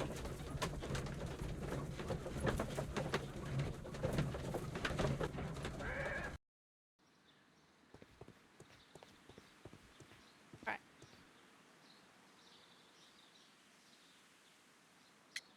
So... Mr. Hamish, can you explain to us what happened to the colonial collection? It seems somewhat depleted. But, most likely maintenance work, tidying up. You're not sure, then? But you're the deputy director. Well, I am busy. I cannot be everywhere at once. See how suspicious that is? As deputy director, how was your relationship with Montague Dunn? To be honest with you, Mr. Holmes, it could have been better. You see, every Tuesday he would carry out his inspection of the gardens, but it was solely to make an impression, great pretense that he cared at all. He would give out absurd orders, ignoring anyone else's opinion. He would then disappear for the rest of the week. He was what some might call a man of action. I'd say rather he was overzealous and chaotic. So after all, it was no wonder, perhaps, that he ended up like that, if you take into consideration his kind of lifestyle. Hold up. Lifestyle? What you talking about? You mentioned that Mr. Dunn led a particular lifestyle. Well, it's no secret that he enjoyed, celebrating, shall we say. He was a member of the London Smart Set. He was famous for it. That and... And? He had an eye for the ladies, to put it mildly, Mr. Holmes. Huh? Mr. Hamish, can you tell us who holds the keys to the locked greenhouses? That would be Albert, Mr. Dunn's son. Yes, Albert keeps all the keys, and one can only imagine why. What do you mean? Well, he was never interested in Kew Gardens before. And now all of a sudden he is trying to act as if he owns the place. I think he wants to take over the management here.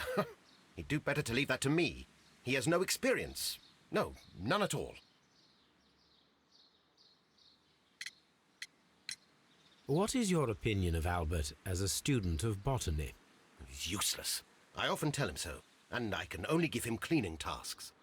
Botany is not his life's work, and his father well knew it. He was furious about it. He was? Oh, yes.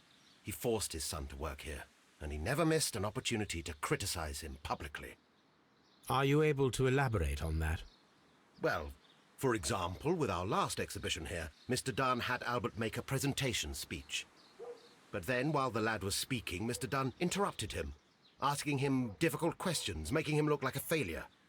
It was with the intention of making a fool of him, Mr. Holmes. That must have been terribly humiliating. Yes, he was crushed, and he had to leave. Everybody was making fun of poor Albert. That is, except for Miss Margaret White, who is such a nice lady and who always takes pity on Albert. You mentioned a Miss White. Would you tell us more about her? She is a student who works here part-time. She is quite charming indeed. She possesses a great talent for botany. You should take a look at some of her experiments that she carried out in the laboratory. Ah, if only she were not so naive. Why naive? The way she used to flutter around Mr. Montague Dunn. And why, he couldn't help but be flattered by all her attention.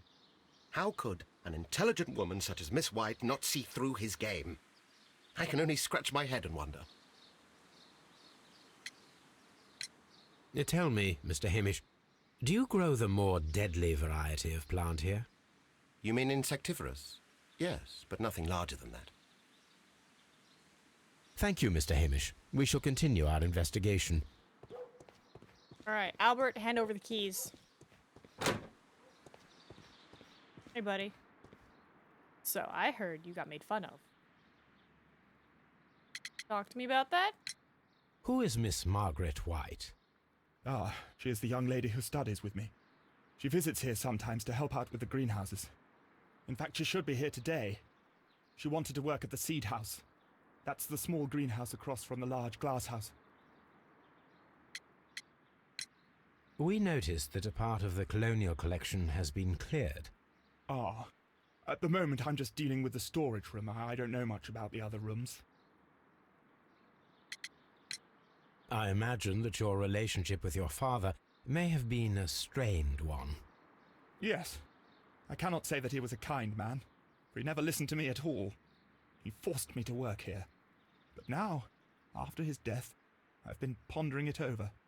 Perhaps he wasn't so wrong about me after all. I have to follow his path, and I have to manage Kew Gardens, and I can do it. I can be as good as any other who works here. I don't think he killed his dad, but the directors give me vibes where he's like upset that Miss White was all about his dad, and now he's upset that she's being nice to him, and he's like, ugh. Would you please tell us about Martin Hamish, the deputy director? Well, I have to tell you that Mr. Hamish is not and has never been the deputy director of Kew Gardens. What? My father would not have tolerated it. What? Indeed? Well, that is most interesting. He told us that he was. Yes, because he believes that the management should be passed down to him now that my father is dead. But in actual fact, Mr. Hamish only has the honour of being the garden's longest-serving employee. In fact, if we are to think logically at all, it should be me who takes over the management of Kew Gardens. Ooh. Do you not have a good relationship with Mr. Hamish? I suppose so. But we have very little in common. Mr. Hamish loves his plants and Kew Gardens, and I cannot say that I share his passion. I see. And how was his relationship with your father?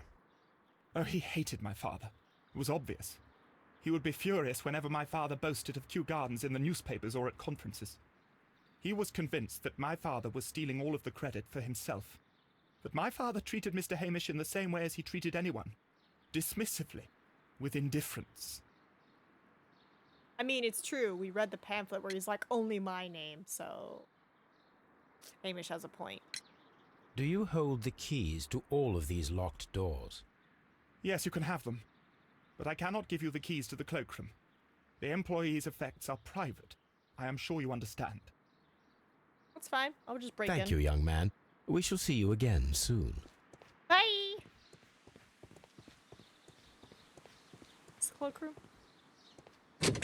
Locked. I don't know what you're talking about. Oh?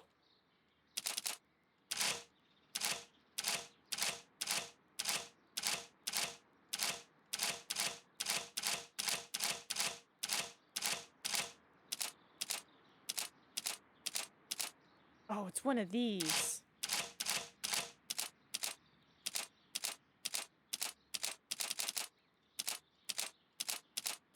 Choose? Nope.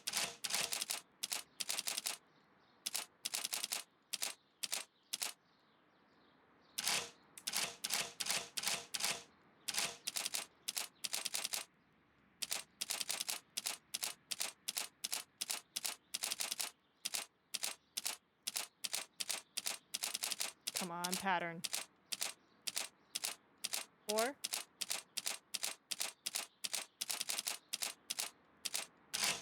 Ah! Okay, so it's 5. Dang it! Alright, 2. 2.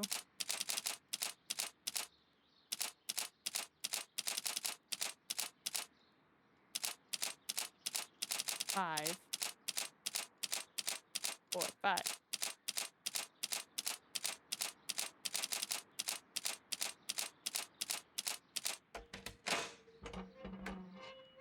Ta-da!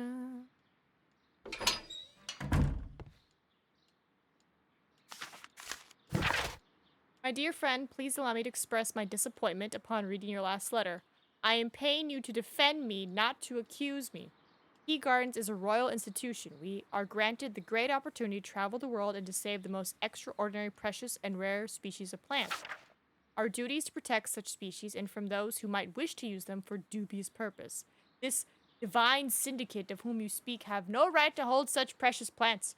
Remember the case of June 14, 1889. So I must respectfully ask you once again to notarize the permissions on these plants on behalf of Kew Gardens. The documents were sent to you on Monday. P.S. See you in Boodles on Tuesday, as always. Montague. Boodles? Not just Boodles. Complaint. Mr. Dunn, we must ask you for the last time for the return of our dear sisters. What? You do not have any right to hold them in prison. They do not belong to you. Your so-called permissions are wholly false. You are hiding behind lies. The lie, we need not elaborate, that was reported in the press as the case of June 14th, 1889. What you have done is quite abhorrent. Be very sure that we shall never abandon our family members. We trusted you and regret have done so. The Divine Syndicate. Symbol of the pots. He burned the pot. Did he burn? Did he burn them? I suggest that we don't tell Miss Margaret White about this document. Debt of Miss Margaret White to Mr. Montague Dune. Rental of a suite of rooms at Oxford Street. An educational scholarship. Credits opened at Hamilton, Radigan House, Taylor's, and at... Ooh. He owes him money. He's dead now.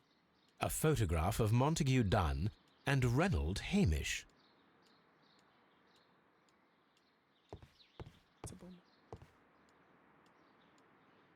Newspapers discussing Kew Gardens.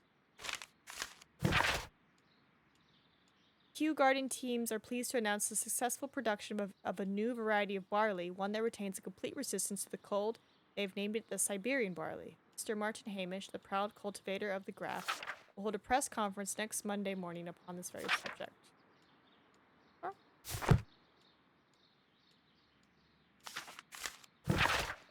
My dearest Margaret, following our last conversation, I believe it might be better if you vacate your position here at Kew Gardens.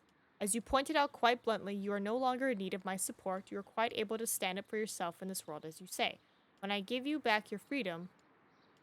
Well, I give you back your freedom and wish you nothing but good luck. It's before or after the debt? Champagne. Montague Dunn had good taste. French wine. A remarkable vintage.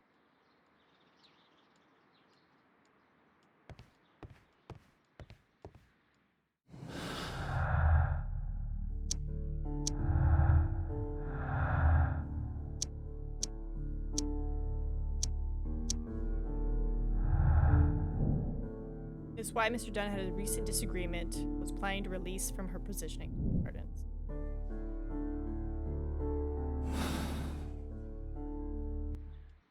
She owed him money.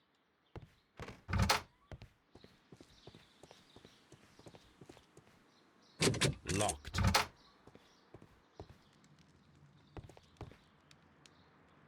This is a table for experiments. It resembles my own. Only this one is kept in good order, Holmes. What's it? Throwing shade this early in the morning? Oh. Wet bottle trace. There was a bottle here. It left behind a trace of the substance that pervaded the laboratory. Gold dust? Good heavens. What's it doing here? The gold is almost immune to chemical attacks, so it may be a valuable auxiliary for various experiments. But why would anyone perform such experiments in a botanical garden?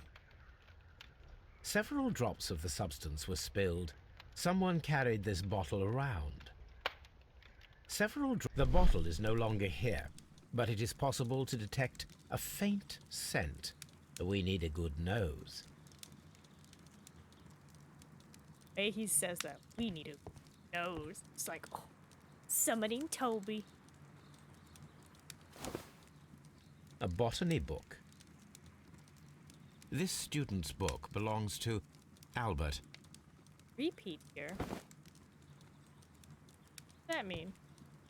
Does that mean he repeated the year, or is it just like him taking extra classes?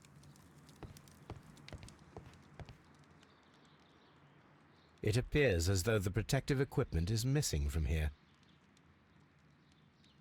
Gloves, waterproof aprons, everything one might need for self-protection.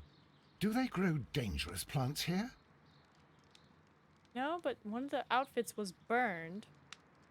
I'm wondering if ever was in the colonial room, released the poison while they were in there with him. What else is there? One more thing we gotta look at. Gloves. Do they grow? Apparently not. Yeah, there's something. I was like, usually you don't let me go until I have found everything.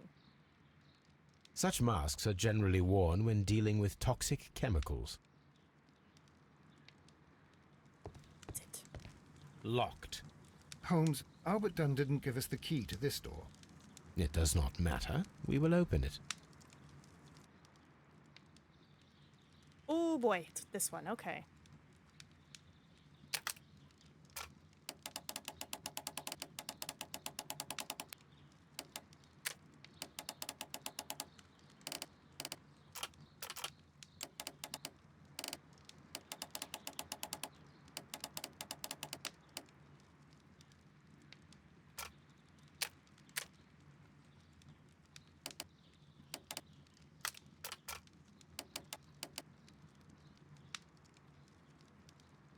Whooshing. Oh.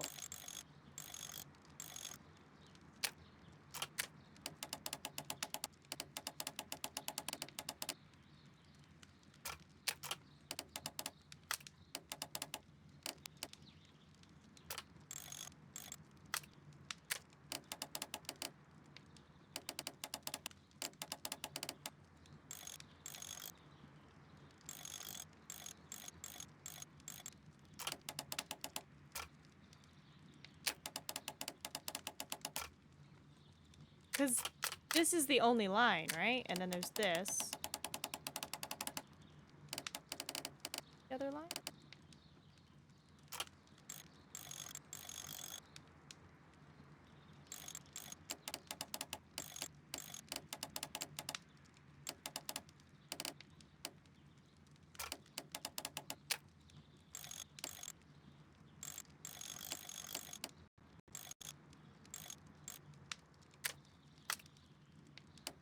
Gotta do you too, okay. Two of them. Oh, but you don't go left or right.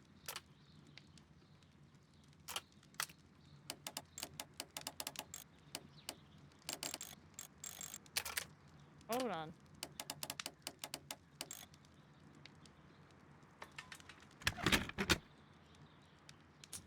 Open.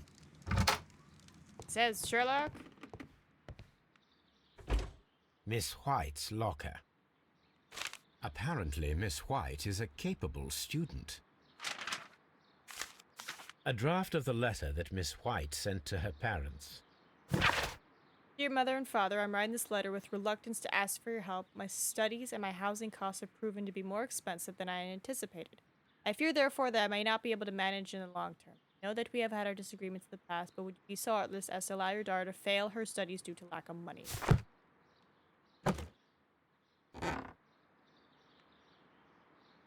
Oh my god. These jewels must be worth a small fortune. Dear Margaret, I know how your financial troubles are overwhelming you at the present time. Please let me reassure you that I could not permit you to remain in such a dilemma. I was born of a wealthy family. I would consider an honor if you might accept my help. Your devoted servant. A vanity purse. It is of high quality.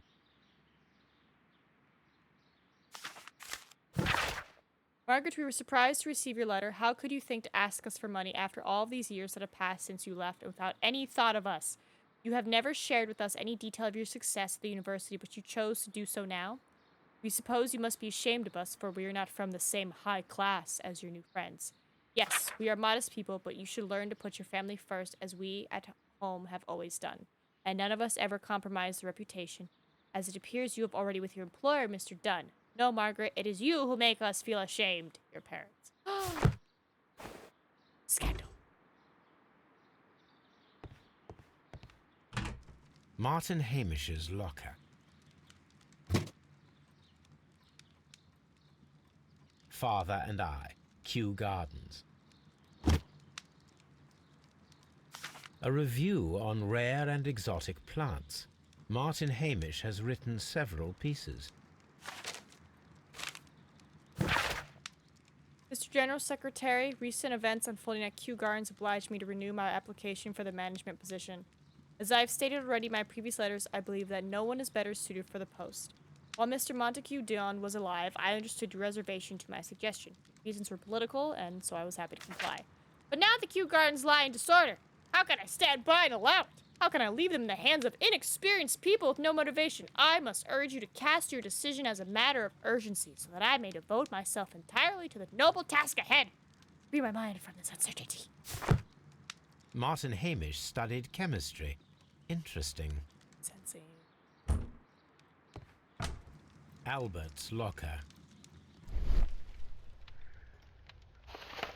Young Albert, standing with a woman in front of London University. Specialist articles on shipyards and ship construction. Albert Dunn has a great passion for shipbuilding and the sea. Plants. A rejection letter from the British Royal Naval College. They wouldn't take him? They wouldn't take my boy Albert? What is this? Oh, it's my friend. I thought I already confirmed it.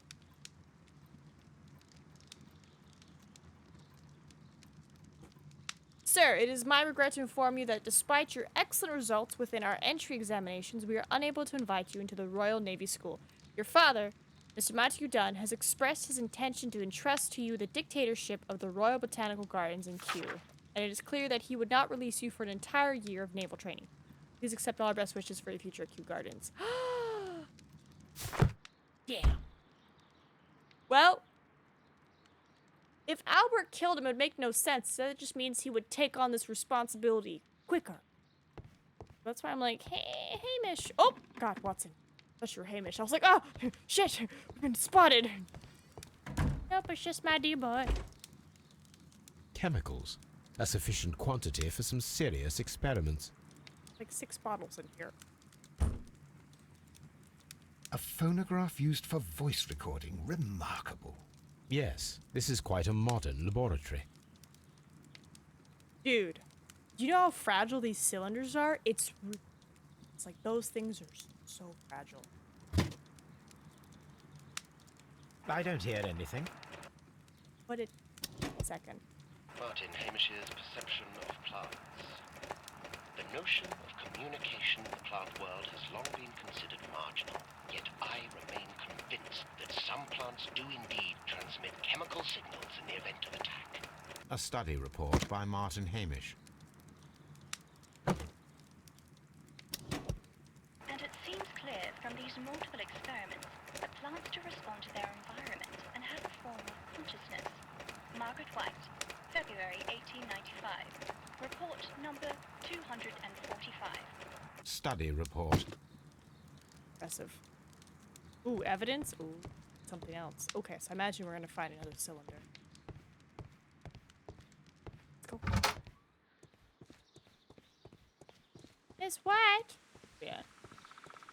Wow. Locked. No more. Wait, if it's locked and she's in here, does that mean she's been locked in here? Or does she have her own key?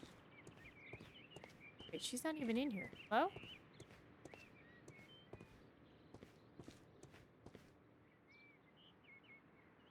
A thesis written by Martin Hamish. A glasses case. It is empty. This area serves as Martin Hamish's office.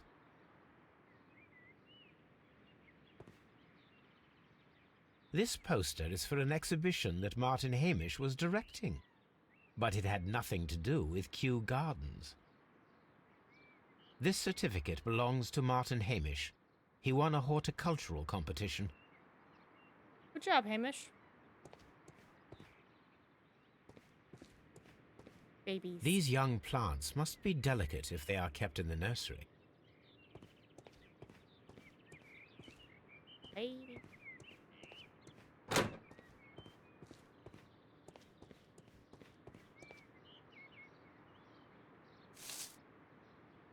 Hello?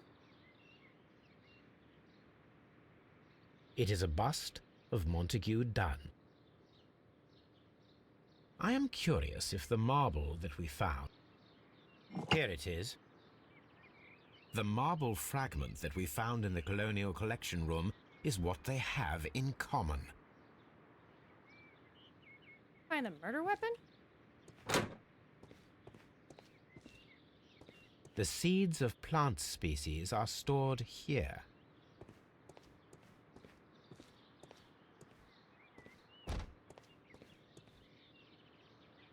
Harp.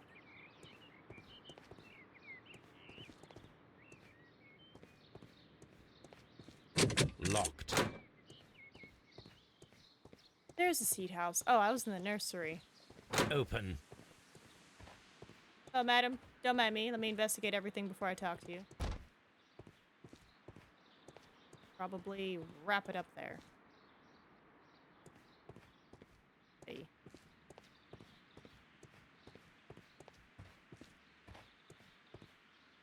From here, we are unable to see the interior of the Colonial Collection Room. But this is one of the outlets of the ventilation system.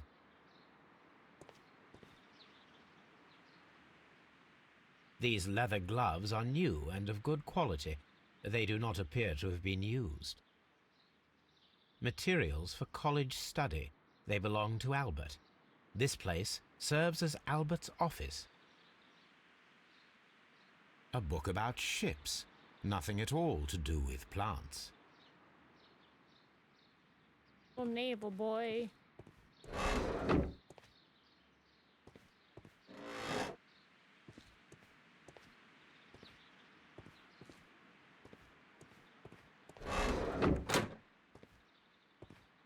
Alright, madam, hello. Good day to you, miss. You have some very beautiful plants here. Why, thank you, sir. And good day to you, too. But... Oh, I do beg your pardon. My name is Dr. John Watson. This is my good friend, Mr. Sherlock Holmes. I am honored to make your acquaintance, gentlemen. My name is Margaret White. Excuse me, but are you Sherlock Holmes, the great detective? What's up? Yes, I am he. What a pleasure to see you here at Kew Gardens. Are you working on a case? Before I answer your question. expensive perfume. You're literally surrounded by plants. Flower. Marks. Past malnutrition. Good perfume.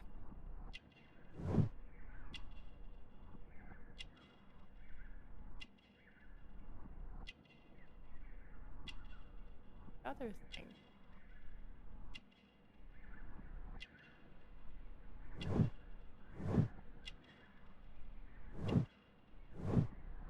Oh.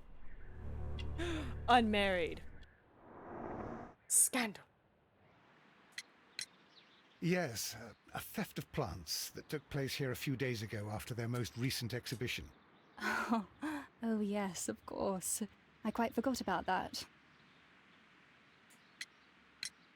Oh, it's quite understandable that you might forget about the theft of the plants, miss, after the tragedy that took place here. Yes. The director was a truly good man. It is such a terrible misfortune. Fine. Would you happen to know why part of the colonial collection was cleared? No, I have never been there. You've never been to the colonial room? Do you work here? Part-time only. I am a biology student at the London University. I attend the same classes as the son of Mr. Montague Dunn. That is how I found my chance to work here for part of my thesis, you see. It is a great honor. Most of the doors in Kew Gardens are locked. Do you have a key to this room? Oh, yes. Albert gave me a set of duplicate keys. He agreed I might carry out my studies without disturbing him. It is only temporary. You're suspicious too. How well did you know Mr. Montague Dunn? He was a master, a great leader. I saw him almost as a spiritual father. He had an exceptional nature? Oh yes, indeed. He was always so active and so optimistic and very nice to me. Although he could behave harshly towards his son. Why so? He loved his son dearly and wanted the very best for him. It made him extremely demanding. Albert, who is naturally shy, suffered because of it. Thank you, miss. None of the 3 people who work at Kew Gardens know why half of the colonial collection was cleared. So, someone is lying. It is obvious. Okay. I imagine we need Toby's nose.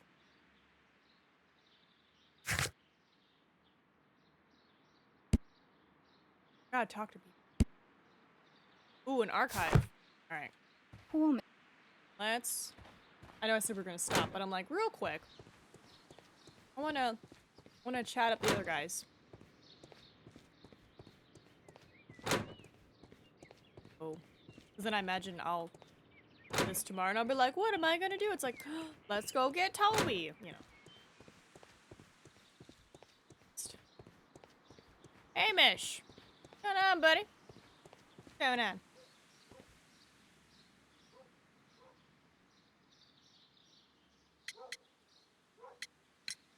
Mr. Hamish, was someone from your family connected with Kew Gardens? Family? No. I'm the only one with a passion for botany.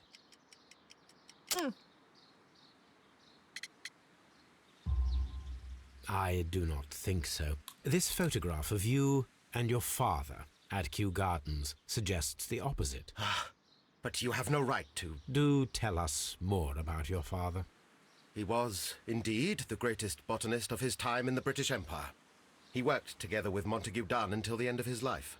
He brought me in at the age of 12. Did he get on well with Mr. Dunn? No, I couldn't say that. They expanded Kew Gardens together, that was all. And it was all my father's work, for Dunn always lived the high life.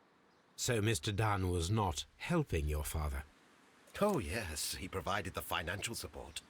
And as far as he was concerned, that fulfilled his role.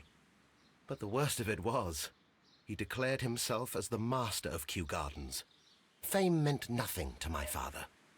so it was easy for Mr. Dunn to take all the credit. There is a bust of Montague Dunn in the nursery. A bust? Oh, that old thing. Further proof of that outrageous ego of his. But why in that room, in particular? Oh, I don't know. It has always been there.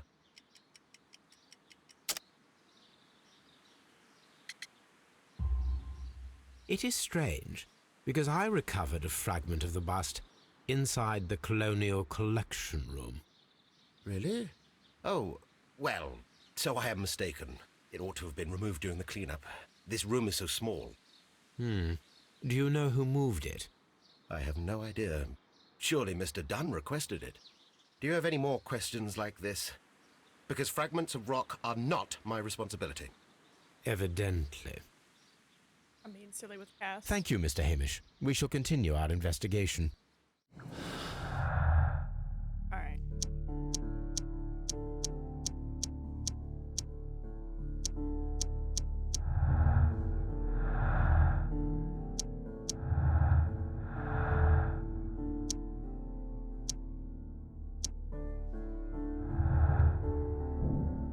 Hamish's motive. He believed that he and his father's lives had been ruined by Dunn, who had taken the credit for all their work, but he knew that it was possible with Dunn still alive. Margaret White's studies and social situation were completely dependent on his wealth.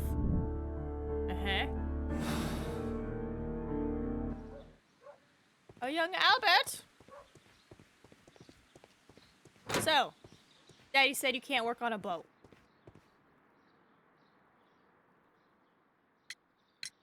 I perceive that you are passionate about the Royal Navy. Passionate? No, not really. I like ships, that is all. Are you quite sure? You do not seem to be so interested in plants. It's difficult, that's all. My future is here. It has never been about anything else.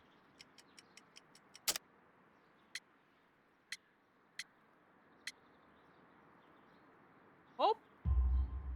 And yet I know that the Royal Naval College rejected your application. Ah, you truly are as clever as they say. Yes, that's correct. And in fact, my father was strongly against the idea. He did his best to ruin my plans, although I almost did succeed. But my dreams were shattered, Mr. Holmes. Thank you, young man. We shall see you again soon.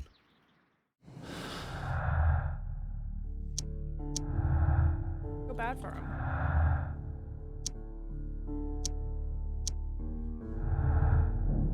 Alright. Albert had motive to kill his father.